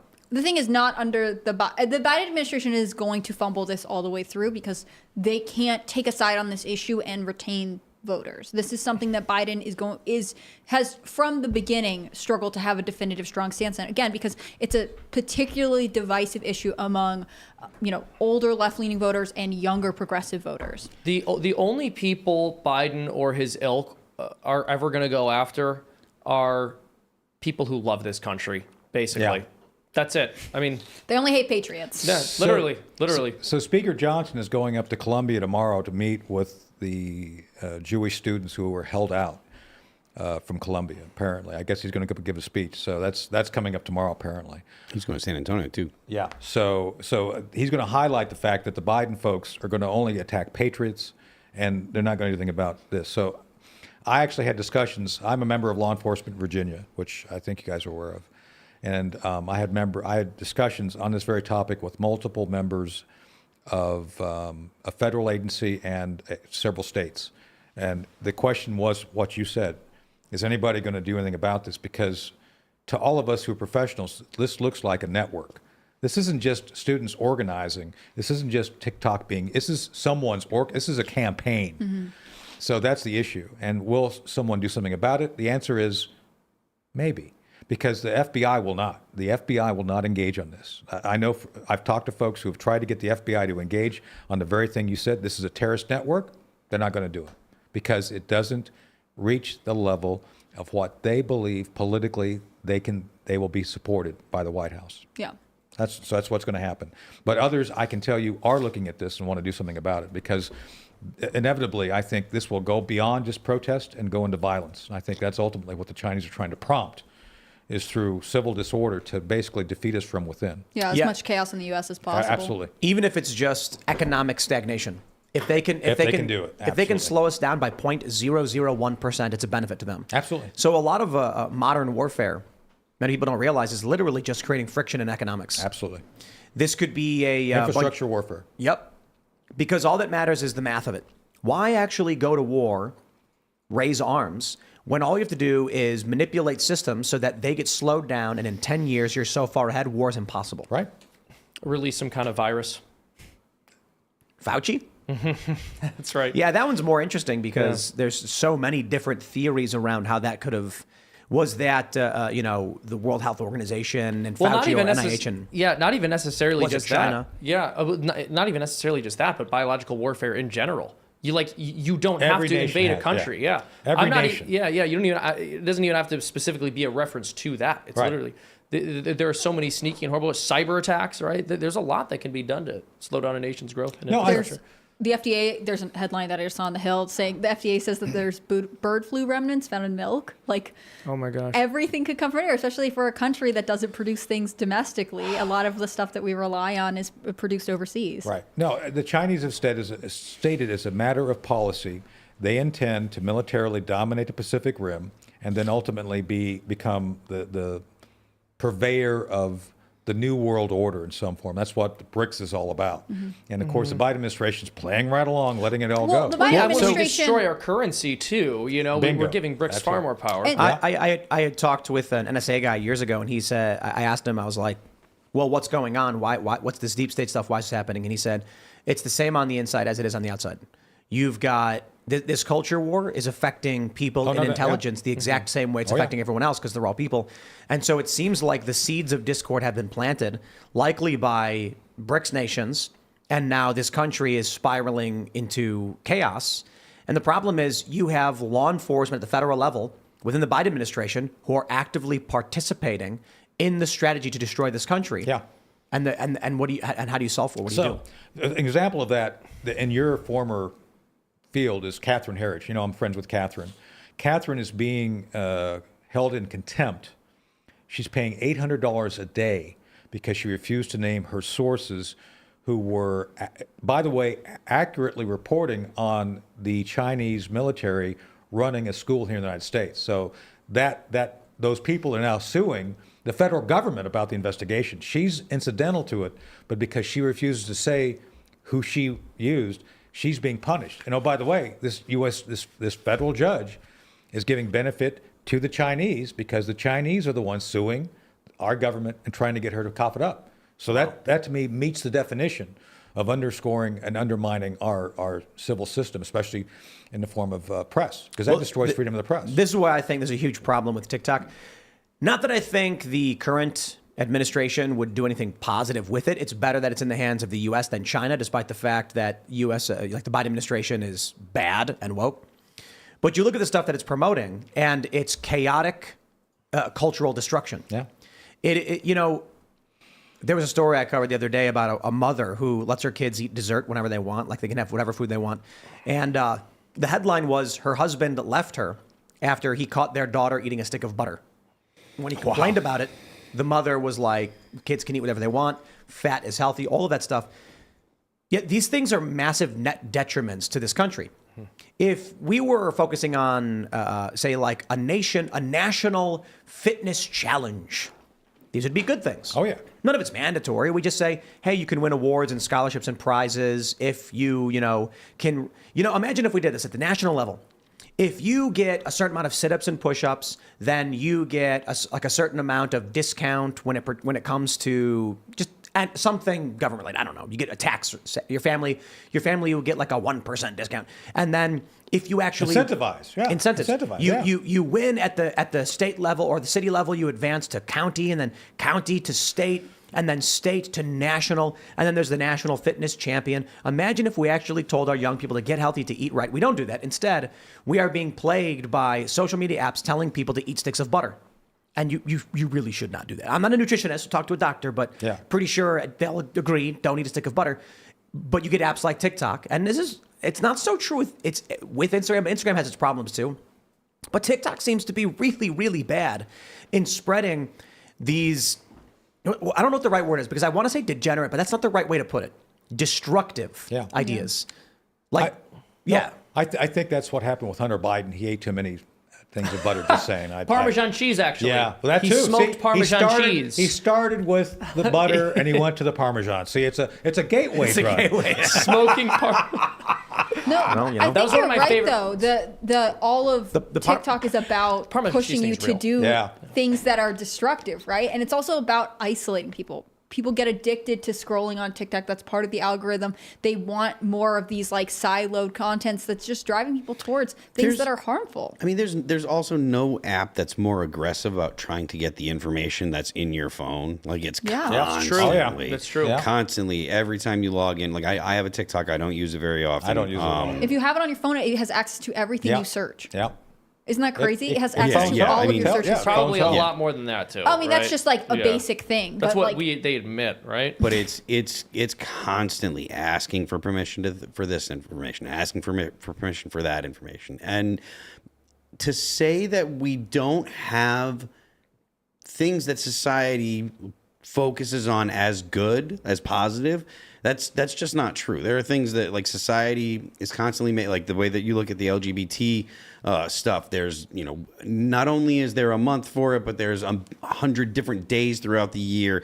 So if society can promote that, why doesn't our society promote things that are also good for our own society? Right. Which I've said this before, but if the government is going to be involved in any kind of social stuff, it should be focusing on social stuff that will enhance the birth rate, will incentivize people to have families, will incentivize young people, make it easier for young people to have families and to get homes and stuff like that, instead of doing things that if they the way they describe it, they're going to say that it is taking marginalized people and marginalized issues and centering them because it's important, so that way they feel included. Well, there's nothing wrong with saying you don't have to make the margins the focus of everything, because that's what they're doing. That's what they're demanding.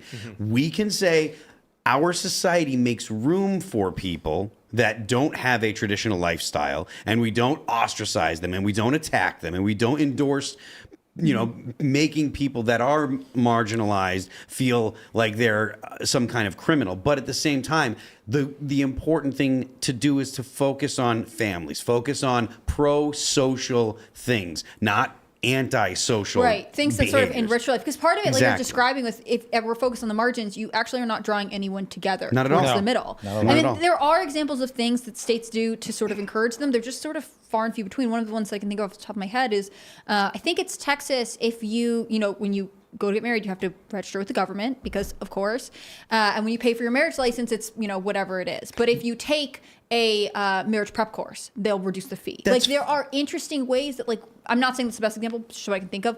There are things that, as a culture, you could say, we want you to get married. We want you to be in a stable marriage. So this is one way we're encouraging you to prepare for marriage. But instead, we have a culture that focuses on how can we just fragment the family? How can we make people look at each other as enemy? It's a policy. And then we have the social media culture that is like, hey, have you considered prenup? And even if that's not the stated intent, the result is the result. Situations that disincentivize families, disincentivize people getting married, disincentivize fathers raising their children, disincentivize all the pro-social things that there's no debate about whether or not they're good, right? These are not things that the left and right disagree on. They may approach them differently, and people on the left are going to say, well, a family's more expansive, et cetera, but no one on the left is going to say it's a bad thing to have parents, right? Like they aren't Not willing yet. to articulate It's that coming. argument Yeah, yet. it's coming. Now I do believe that they will, or eventually they will, and that's not at all being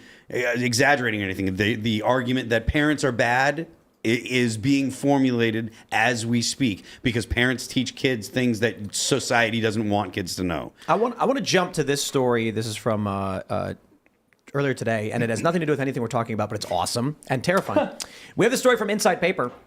New Throw Flame unveils robot dog Terminator with flamethrower attached. The Ohio-based firm have announced the $9,420 bot is available for purchase by the general public and government agencies for the first time. I give you the flamethrower bot, and it's a robot dog with a mounted flamethrower.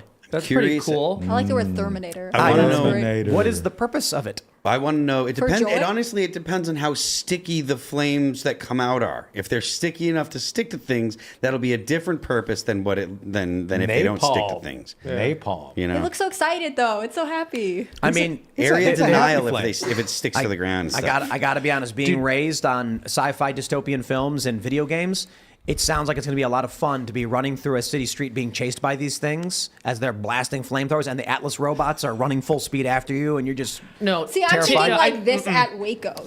Here's I'll here's be what I think back. is going to happen. I think people are going to start keeping these as dogs, and then they're going to burn children, and then people are going to post pictures of them with flower crowns on social media and go, "Mine is good. Mine doesn't. Mine would never hurt anyone." Well, Joe Biden's going to say you can't own them because, you can't have cannons, but you can. But, just saying. Yeah, it's an interesting thing. Like, my first question is, why make this?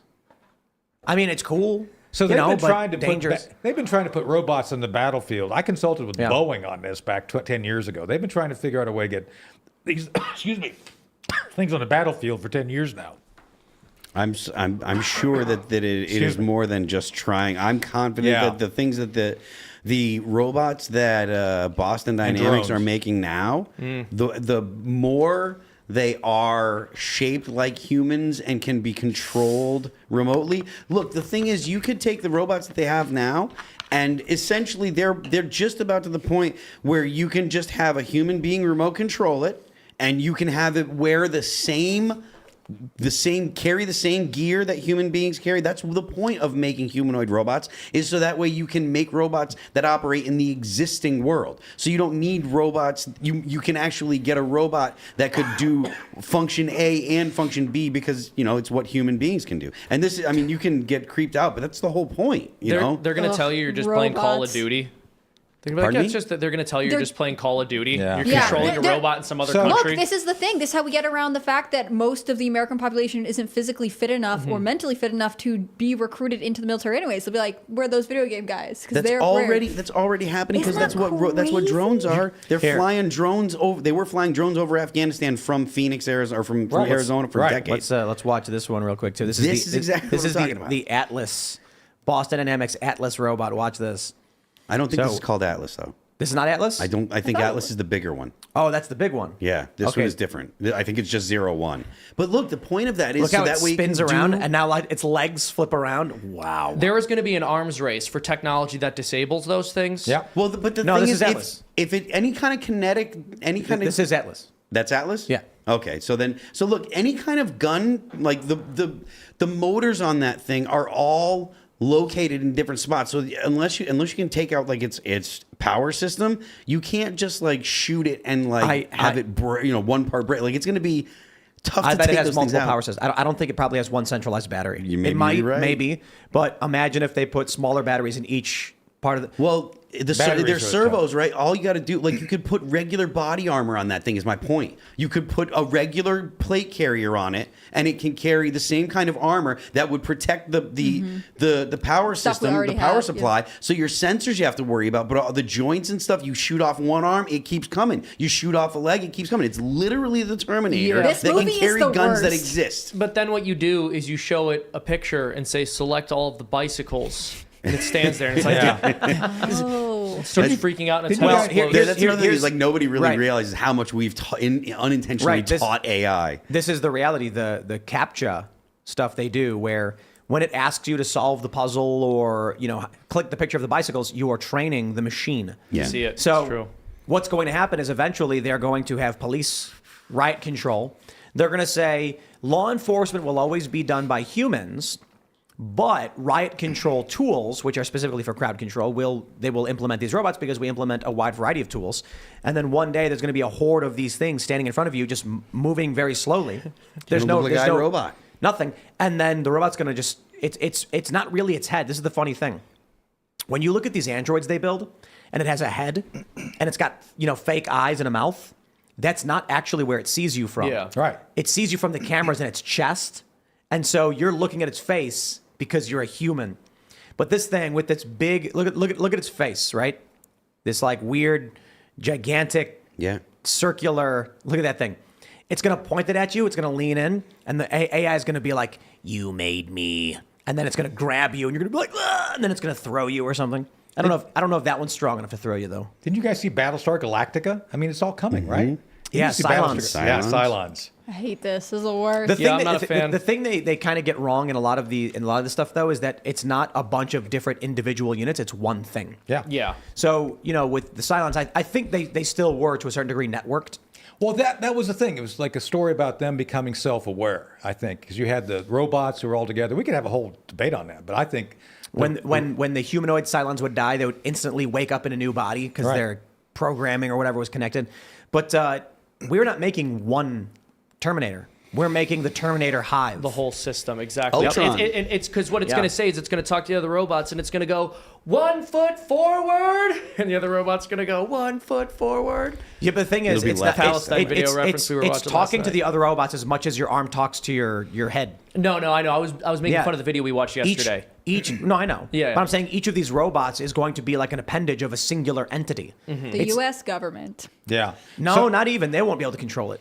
are you guys Great. aware of Isaac Asimov and the 3 laws of Yes. robotics? Yeah. Yeah, of course. So, unfortunately, we don't have ethicists working in the field to actually ensure that these things are embedded in these things, because Good. obviously No ethics. Great. No, I'm serious. I mean, I'm looking at them right now because I came up and I wrote the Foundation trilogy as a kid, and I thought it was all brilliant. The idea that we would have technology we could harness and have ethics assigned to it.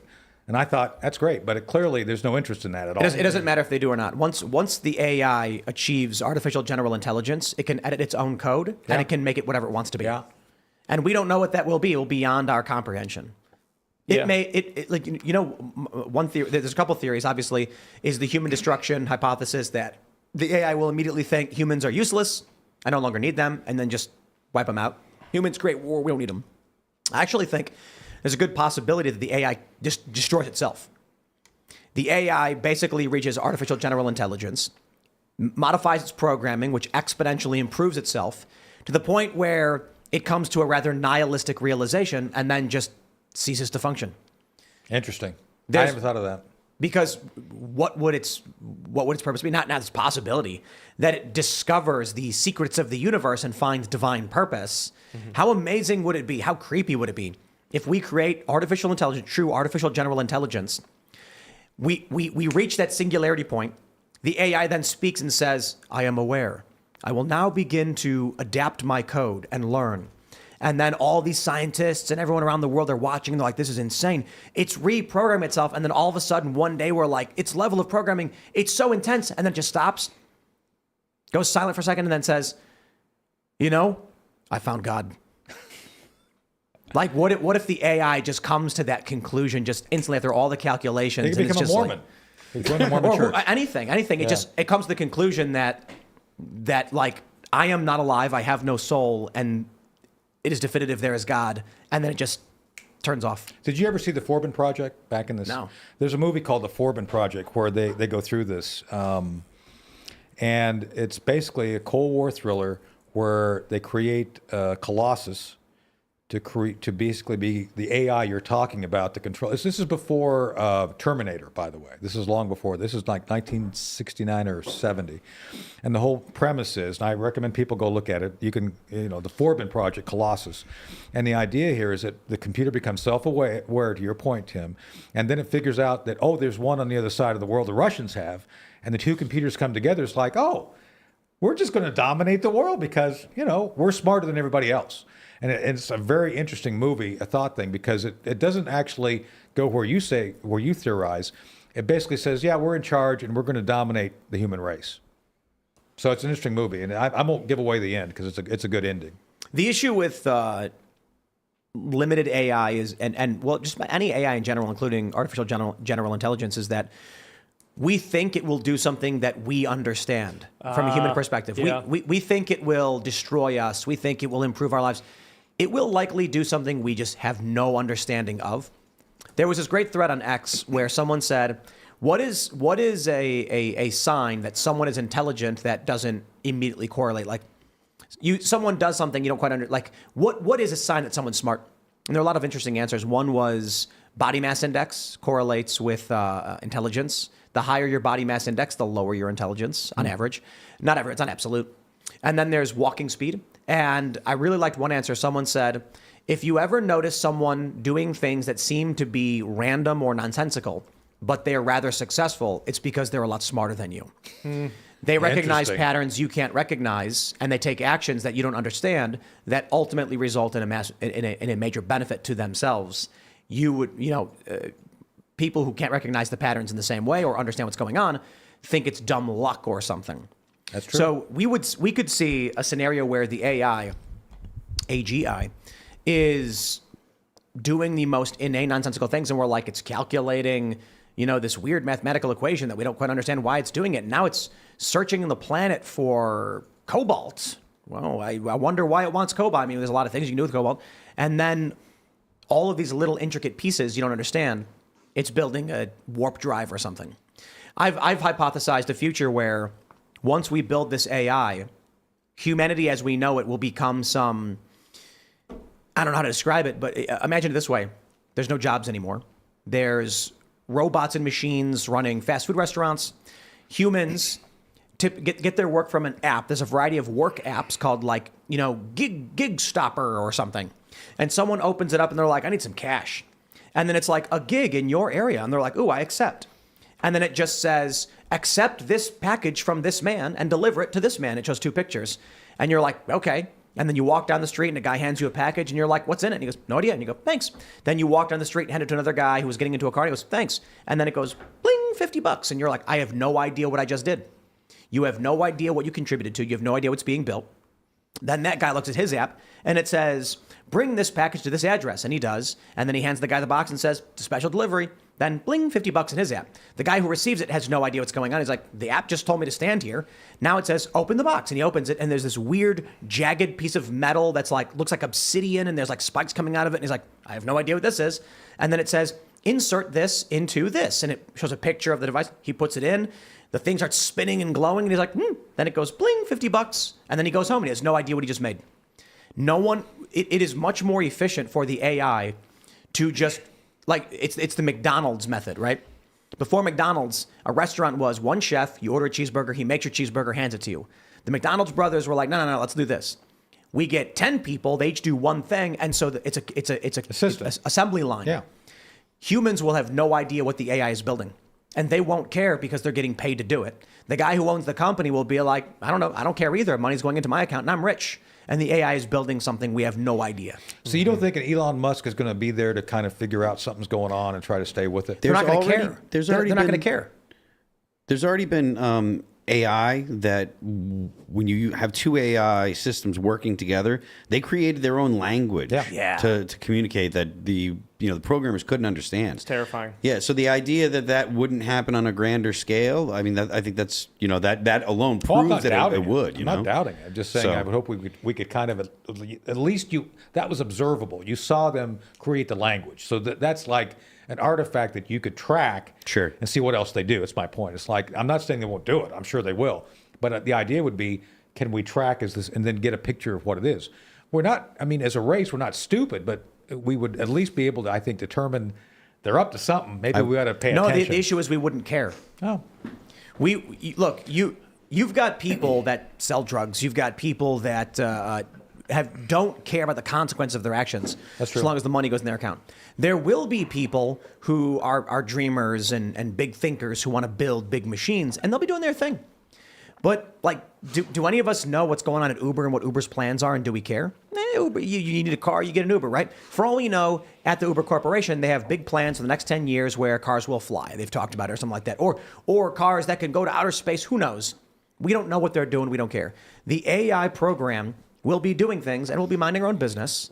And in the background, something will be happening. I'm not saying it's a bad thing. I'm saying we won't understand or care. Not only that we all, not everybody, but the vast majority of Americans became addicted to their cell phone without them realizing that they were going to become addicted. Yeah. Nobody, if you knew before you purchased your first smartphone that it had the type of mind control powers that it has, would people have said, yes, I'm going to, Yep. I'm going to buy this thing? 100% they would. You think so? No I think question. so.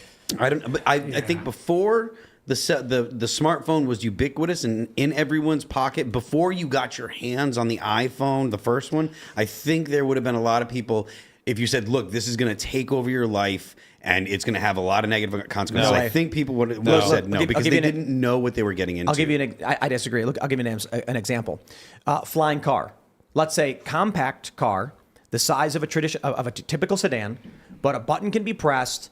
Wings, let's say it's not even wings, it's quad rotor with small wings for stability, and it can fly with a perfect safety rating, has a parachute. Let's say crashing is 1 in a million. However, in order to fly properly, it has to have 10 cameras surrounding it at all times and filming inside and outside.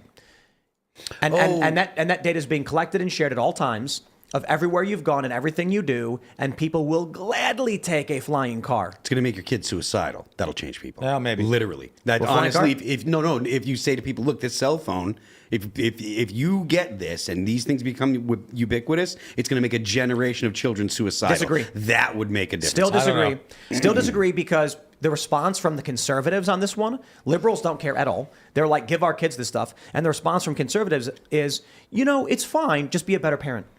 Yeah, which is like, it's hilarious because it is the only time that the left says, what's an important thing for society? Relying on the family and seeing the family as an institution that has a duty. With literally everything else, everything else that the family should be there to do. They go, well, we can't count on families to do that. We need very robust social safety nets that end up in massive government intrusion. Don't get me wrong. I'm okay with some social safety nets, but they literally try to usurp the role of the family entirely, except for when it comes to things like children being on social media, or the smartphones increasing misery among young people, or pornographic content being shown to minors. Then all of a sudden they really believe in the power of the family. So It's the only time. It's the only time. Well, one thing I want to add to the debate, because I am an artifact of the past. To your point, I came up at a time when telephones were all landlines, and you had to basically plan where you're going to be, when you're going to be, and oh, by the way, if you want to do research, you got to go to the library. That's this side of the room. That side of the room is cell phone people. So I came up and understand. So Cell phone to that people. point is like I actually had to use a Selectric typewriter, the touch type for my initial training as a special agent. Yeah. And so I'm telling you, to Tim's point, it's like people have gladly accepted unlimited access to data, communications. I can call people on the other side of the planet. This was unimaginable. I grew up in when I was a the kid. Unimaginable. I grew up in the era where when the phone rang, me, my brother, my sister would run full speed to try to be the one to answer it. Yeah. Just because you wanted to answer it, I guess. Now that's gone. Now, if my Yeah. phone rings, I'm angry. It's true. No, dude, it's true. Why? Who is calling me? Why? What is going on? Mom, are you okay? I agree. It's like She's the only one who can send me a call. text. This is funny. I was thinking about this the other day. I really, the one thing I'm looking forward to with AI is I can't wait till they make a service that you can forward spam calls to, and it's a very convincing AI that acts like an obtuse old person and gets the scammer caught in like a 3-hour loop with this old person going, oh, was that my bank account number? I can't remember it. And just completely waste their time. And ideally, they stop calling you, or you just clog all of them up. I think that would be a wonderful application of the technology. I mean, you can do that.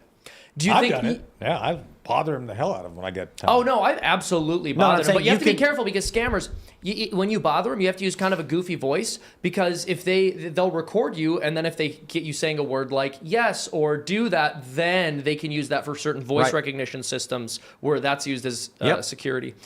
All right, everybody, we're going to go to Super Chats. If you haven't already, would you kindly smash that like button, subscribe to this channel, follow us, rumble.com/Timcast IRL, and on X @Timcast. Those are going to be important. And go to timcast.com, click join us to become a member so you can watch the uncensored call-in show, which happens just after this at about 10 p.m. over at timcast.com. And if you're a member, sign up for our Discord server. You can actually submit questions and call in to talk to us and our guests. It's a lot of fun.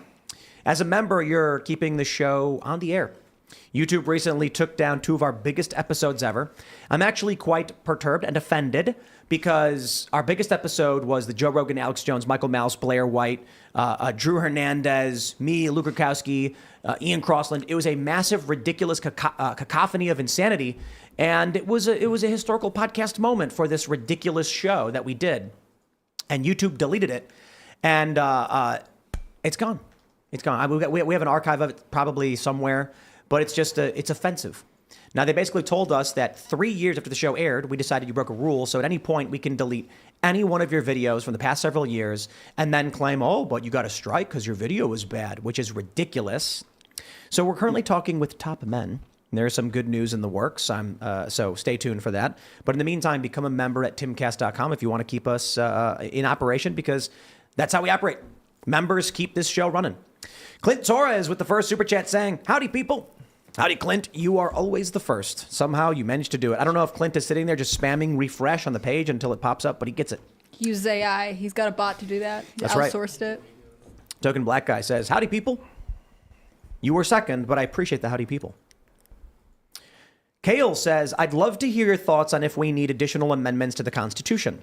Well, I will go first, and the answer is yes. I believe we would be on the 27th Amendment. Is that the next? We have 26 so far.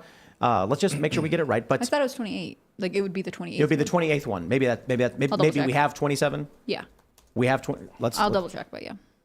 We have the real-time fact check coming in because we are Just learn to smart. type faster. This is the worst. How many amendments are there? 27. Yeah, Okay, so this would be the 28th Amendment.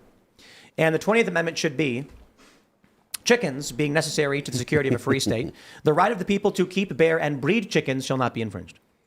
or like livestock in general. Well, that's the interpretation. See, the important thing to understand is that Thomas Massey's actually working on an amendment like that, specifically Yeah, he is. about the right of the people to grow their own food and the government not being able to infringe on that right. So the Third Amendment isn't just, and this is funny because these Twitterati midwits are like, who was it? Someone did a comedy bit where they're like, the Third Amendment, that's dumb. Who's worried about the military occupying their homes? I think it was Daniel Tosh. I think it was years and Was years it? ago. Someone was talking about the Second No, Amendment. this is recent. But Oh, here's okay, what I I want saw to one say. years The ago. first thing I want to say is the reason you're not worried about it is because it's not allowed, so it doesn't happen. If it was happening, you might be upset. The second thing is the amendment was actually interpreted to say the government can't use your property. Right. That's it. It's not about whether they sleep in your house. It's the government can't use your property. They just can't take it. So my 20th Amendment would actually be, although silly, and about chickens, would of course be interpreted to say the right of the people to grow their own food and subsist off of what they produce of their own land. Any other I think amendments? that's fair. Yeah, I would want an amendment that would pull back the necessary and proper clause a little bit to give some guiding context on the necessary and proper clause, and to absolutely gut the commerce clause that has been absolutely abused to the point where it essentially empowers the federal government to do anything that it wants. So I would just rip the whole commerce clause out and kind of see what happens without it, because I don't think the government would fall apart. The federal government would fall apart without it. Those being the most obvious. My big problem, there's some pretty clear language in the whole Bill of Rights, and the federal government is still, consistently hiring armies of lawyers that learn about the Constitution specifically so that way they can get around Right. the limitations put on the federal government by the Constitution. Like literally, lobbyists exist that They're looking for the loopholes, the yeah. whole point is to figure out ways around the limitations on the government. I think that there should be some kind of legislation about that too. I would probably come up with an amendment that get rid of public sector unions. I got a lot of ideas, man, a lot of ideas. So I would do, I think probably two. One that says that the individual cannot be taxed by the federal government, that all taxation should originate with the states at the local level, so that the apportionment of those taxes benefits citizens in that state first before it goes to the federal level. Yeah, that's interesting. Because the states, I think, need to be the bulwark between the individual and the federal government. The federal government will just take whatever it wants. And I think it's a Federal danger. government shouldn't take order or give orders to the states. Right. Work the other way and around. then the second thing I would do is another amendment that benefits that, is the idea that the federal government cannot come in to the state and local level to create, homeless shelters. Any social services program cannot be instituted by the federal government. It has to be done by the state or local jurisdiction. abolish HUD. It gives far too much power and control of far too many resources which are not accountable to the federal bureaucracy without regard to outcome. Yeah, if I would be So those are the two. Yeah, this is also me just spitballing, but I think it would be really interesting to get something in there to do with the process. Like when it comes to what's voted on, there actually has to be a reasonable amount of time for it to be read. Expiration, yeah. You need to, you can't shove a bunch of nonsense into a bill and then name it something completely different. That type of thing. All right, let's read more. We've got David Violet says Phil has a solo project called Some That Remain. Haha.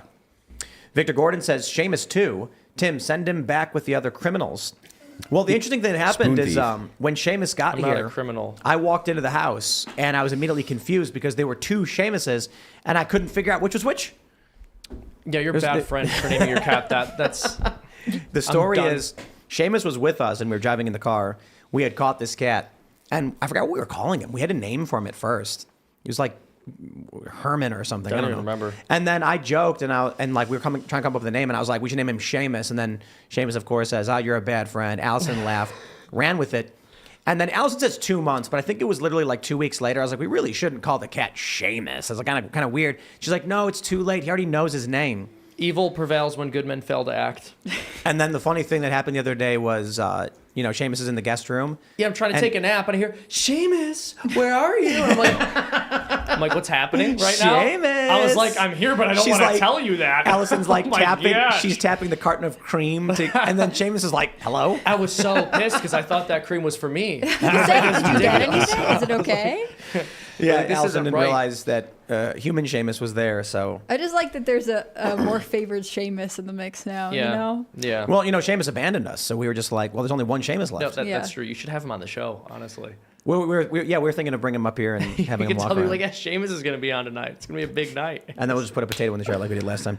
So Steven Sanders says the city of Dellen, Florida, recently passed an ordinance preventing the public from filming or audio recording in a public lobby, direct violation of the First Amendment. Using video of myself having my cameras damaged in the police lobby as a result for this, please share. Wow. Jeez. Yeah, that is unconstitutional. Not allowed. Trader Potato says, "Yo, Phil, cool to see you. You'll be opening for Megadeth, the greatest band of all time. We'll be driving up to Concord to see you guys play. Add the Weak-Willed to the set list for me and get Mustaine on IRL. He'd be a great guest." Dave would be a great guest, but I will not be breaking green room etiquette trying to get Dave Mustaine to come up to IRL. I When want to do go you to guys? your- When's that show? That tour starts. It was announced today. The tour starts in August, the beginning of August. It's August and September, 33 dates. It's Megadeth, Mudvayne, and all that remains. So Wow. You're going to be in For West all those Virginia dates? and Yeah. Richmond too, right? for 2 months, yeah, it's gonna be sick. So if you guys want to come out, just let me Amazing. know. We'll make it happen. Yeah. Well, great. You have weekend dates, I'm imagining, obviously, right? Yeah, we'll make it happen. That sounds awesome. Let's go. All right. Did we have another one? What is that? Stadia Vlog says, "Shout out to Phil for the awesome tour that All That Remains is joining Megadeth, buying my tickets when they go on sale tomorrow." Wow, it's going to be amazing. Appreciate it, guys. Cheers. The text vet says, "Military waste is insane. Because of bids, vehicle parts alone are marked up sometimes thousandfold. The price of a shock you get at a parts store for like a couple $100 will cost multiple thousands." There was a video of someone in Congress, who was it? Was it Massey or something, holding up like a bag of screws, and he was like, "We spent $20,000 on this because it's the We got government has screwed. unlimited money." Yeah. It's Come on, They don't care. You're Give me that fired. one. You're Give me that immediately fired. one. Oh. They don't as care. much as so there's something that I want to remind people about this. As much as it is ridiculous to pay $16,000 for toilet seats and $20,000 for a bag of screws and stuff, the main thing driving our debt and deficit is unfunded liabilities. It's Medicare and Medicaid. true. So it's bad that the government wastes money, and the government anytime there are budgets that they have to worry about year over year, they're going to be trying to make sure they spend all the money in their budgets, and they're going to waste money. That's just going to happen. But the real thing that's driving our problems that are actually existential to the United States, that are existential to our currency and to our entire way of life, are the unfunded liabilities. It's the Medicare, Medicaid. People have to be aware of that. You're So. absolutely correct. And this is one thing that really frustrates me is oftentimes what lefties will do and what even more moderate liberals will do is they'll say,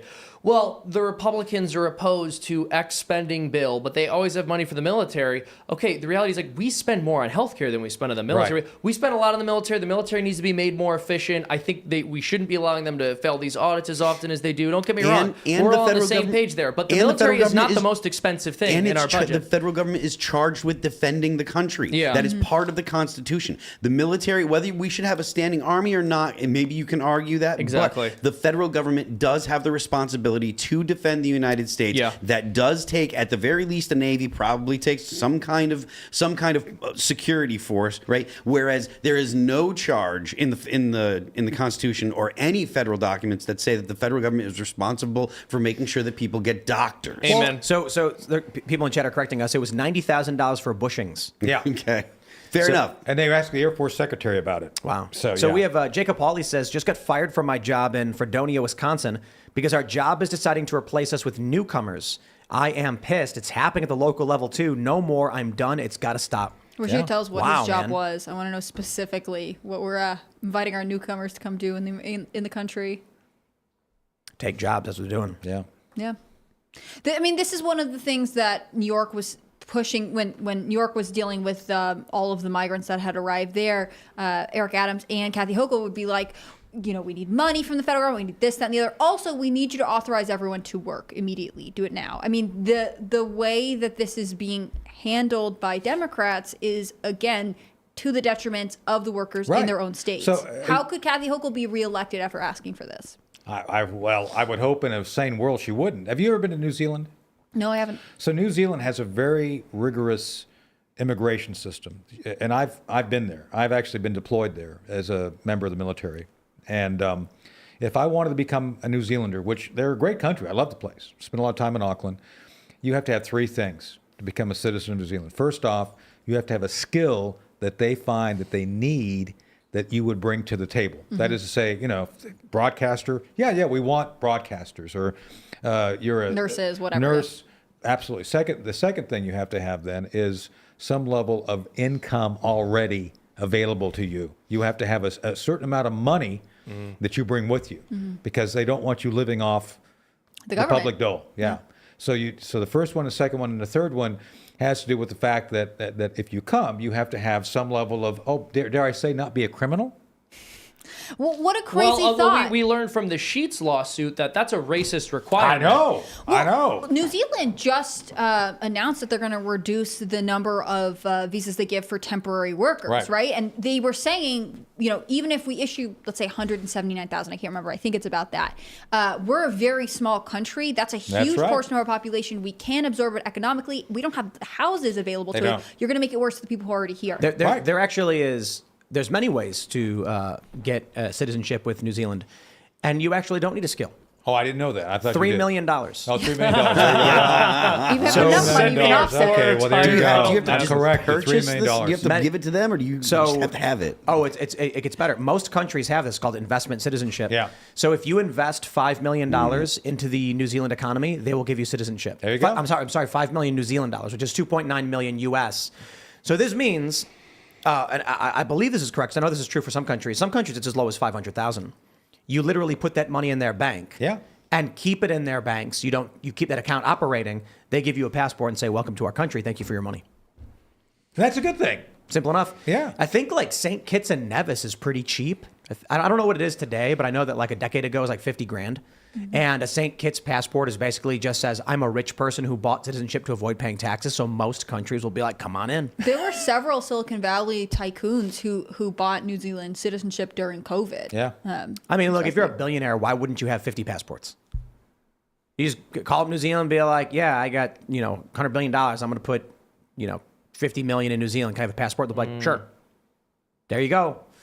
Then you can build your emergency bunker on the South Island. It's a great. Oh, South Island is beautiful. You can go to the beach in the morning and be skiing later the day in the Canterbury Mountains. Wow. It's beautiful. It's beautiful. Bear in mind, I Beautiful. assume the government of New Zealand is similar to the government of Australia, and the government of Australia right now is looking to try and put Elon Musk in jail over Twitter. Well, So there are crazy people over there, no there doubt. are definitely So, crazy people over there. No, the governments are fairly crazy. I actually go on Channel 9. I'm actually a contributor to Channel 9, the Today Show in Australia. So they're pretty conservative, and What time of Just year? saying. Like what time of year in New Zealand? Like 'cause I pull up the map and I can see Mount Cook. yeah, What time of year do you have like warm beach access and then cold enough elevation? it's summer.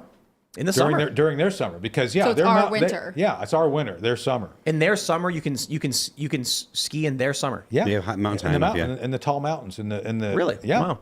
I learned this only recently that Las Vegas, 50-minute drive from Las Vegas, Yeah. from the Strip, there's a mountain, and you can be hanging out in your shorts and a t-shirt in Vegas, get in your car and drive to the mountain, and it's snow and cold and Really? you're skiing. I didn't Yeah. know that.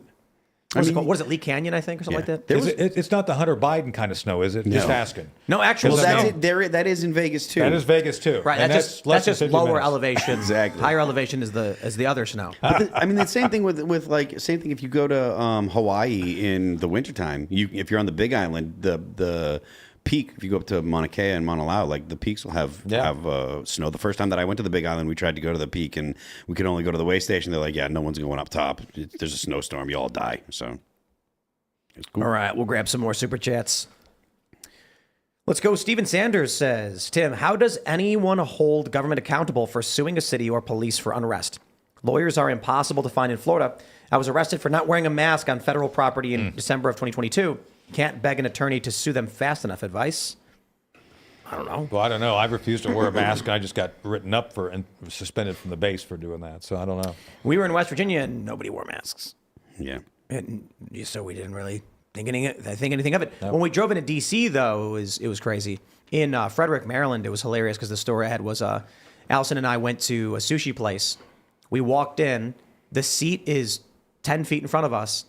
And we were like, yeah, 2. And they were like, you have to put a mask on. I know. I look around. I'm like, nobody's wearing any masks. And they're like, well, they're eating. And I was like, I'll just sit down. And they were like, but you have to put a mask on. I'm like, the chair is there. Can I sit down? And they're like, no. And then all the employees were like, wear the mask. And I was like, this is weird. It was obsessive. They wanted me to put a mask on, sit down, take it off. It would have been 2 seconds. And then I would throw it in the garbage. I'm like, well, I don't understand. That makes no sense. It was creepy. It was like a cult. No, it's like being on an airplane. You really think that wearing a mask is going to stop whatever contaminants you have in your nose going all over the airplane? Oh, the funny thing was we had these space helmets.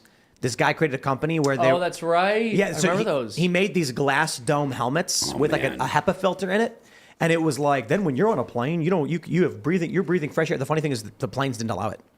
The regulation wasn't a law. The order was you had to wear a cloth face mask, no gaiters. Yeah. So apparently people had showed up to the airplanes with these $200 plastic dome helmets, and they were like, so you have to wear a mask. And they're like, but I am. And they're like, no, put a mask on. It's like, but I'm wearing a space helmet. They're like, we don't care. Yeah. I'm wearing my own personal air filter. And they're like, that's not as good as this mask that we pulled out of your pocket. All right, let's go. Beavis McLean says, Tim, you gave me the inspiration for this addition to the culture war. Listen to the Camo Comedy Podcast, 2 M's in Camo, available now on all platforms. Hilarious stories from military service, such as 2 GIs unwittingly picking a bar fight with an Olympic judo champion team. That sounds like a good one. The premise itself was funny enough. Sounds good. What is that? Camo Comedy, CAMMO Comedy Podcast. Check that one out. Here we go. Eric S. says, I think President Trump is playing it safe by complying with the legal system, which can attract voters who value his adherence to the law. Okay, let's just pause real quick. This is not in the legal system. This is called extra legal, and it's not law. If there was a statute on the books that said, if you do this thing, you've committed a crime, that would be Trump adhering to the law. No, it's not actually illegal anywhere to ask someone not to publish a story about you or defame you. In fact, it's very common among every political campaign ever to try and control information. It's called public relations and marketing. Yep. They're arguing what Trump did was illegal because he was influencing the election by doing marketing for his campaign. And by the way, like after years of looking into every aspect of this person's life with one of the most sophisticated intelligence apparatuses that has ever existed in all of human history, this is the kind of stuff they're trying to picket him for. Yeah. Getting It says, you guys are beautiful, just like Lizzo. That is so sweet. There's a funny bit from Casey Shornema, and she's like, guys don't know when to end a sentence. They'll say things like, you are the most beautiful woman in the world to me. I had a friend That's a good one. I think she married him in the end, but her boyfriend said, I just love your eyes. I love your beady little eyes. Because he had heard the expression, but he didn't really think about what it meant. Your beady little eyes. That's hilarious. Yeah, That's great. That was Phil tweeted that. Yeah. Saying you are beautiful, just like Lizzo would be interpreted as an insult. Yeah. And I was like, it's how you turn a compliment into one of the most offensive insults is, you're so beautiful, just like Lizzo. And that's the... Let's see how body positive they are. You are break loose. What was the bit people were doing for a while where they would just comment on liberal women's pictures and go, you are such a beautiful trans woman. Yeah. And it's like, if the woman gets mad, that's transphobic. Exactly. Right. You got it both ways, so to speak. Derain Gaming says, Tim, you're wrong about the hacking terms. It's not white, black, and gray. It's blue, red, and purple. Those terms are racist now. I kid, but that was actual training I had to take in the DOD as a DOD contractor. Oh my gosh. Yeah, I don't know. Wow, good use of tax dollars. And I don't know if they did, but they tried getting rid of master and slave from coding. Yeah. So those were just terms. Real estate agents got rid of master bedroom. They say owner's room or main suite. Oh, that's better. Owner's room. It's like I can't slavery. It's rough. It's like I think the we master's should just, room. I think we should build it. Like we should just designate rooms in the new studio, just like as offensively as possible. That'd be a good idea. Like we'll call the green room the maid's quarters, or we'll call the downstairs the master's control room. Just needlessly gender every single word. Yeah. or every single The position. no women allowed like studio room. podcast man instead of podcaster. He-Man, I think we should. He-Man Woman Haters Club. Yeah, I love From that. Spanky. I find this to be one of my favorite things when you're writing, and like there is a technical use of the term representative. Talk about someone from Congress, but I find myself intentionally being like congressman, congresswoman. Like they'll try and make it like performer instead of actor or actress. All the gendered language all the time. Save it. My favorite PC term is ombudsperson. What? Oh, Ombudsperson. No, oh my god! I was reading an article and they said ombudsperson, and I was like, oh, that is awesome. There was one I heard years ago. Christina Hoff Sommers talked about this, but she said that literally we're refusing to say seminar and we're saying ovular. Oh God. What? No, thank They're you. saying ovular. I get it. Yeah, no, but that's real. They're Yeah. a funny group. I love, there was like the post about some feminist was like, his story. This is his story. And then they went off on this tirade, and then a linguist actually corrected them and was like, you're way off. This is completely wrong. Dude, amen and a women. You remember that? Yeah. Oh, yeah. Right before COVID started. There was people saying that feminists would say that woe means belong to. So woe men was literally saying that women belong to men. And then someone had to break down that actually they come from two different language roots. I love how like all the attempts at making the gender equalization or whatever that the feminists did. I love how they're all really stupid. Yeah. Yeah. They're dumb. Yeah, they're dumb. They're really, really dumb. Yep. All right, everybody, we're going to go to the members only show. So head over to timcast.com and click join us to become a member and watch that show. It'll be up on the front page of timcast.com in just a few minutes. Smash the like button, subscribe to this channel. Follow me on Twitter at Timcast. Follow at Timcast IRL on Instagram. And make sure you follow rumble.com/TimcastIRL. Those are going to be very important moving forward. And again, become a member. That members only show is going to be coming up soon. Tony, do you want to shout anything out? Yes, I do. So shout out to 6 Hour for sponsoring the stuff I do a lot of the time. Project Sentinel. Project Sentinel is something you all would like because it looks at how we can return to constitutional governance, both DOD, commercial, going back to the states and all that. And so, of course, I'm giving Tim copies of my books, Operation Dark Heart, my undercover adventures in Afghanistan. I opened with an air assault on the Rangers and ended up giving full body massages to females in combat. You don't want to miss that. It's a lot of fun. I'm not joking. I got yelled at for 2 hours at the Pentagon for admitting that in the book. I'm swearing. And I did. A 2-star general named Arnold yelled at me for 2 hours about that. Anyway, and of course, the last line, if you guys, we predicted what would happen in the Southwest border 10 years ago. So Alex Jones likes it because I actually got the Bohemian Grove into it. So just saying. So Right he on. loved it. So check it out. And then I have a radio show, The Hard Truth, on America Out Loud Network.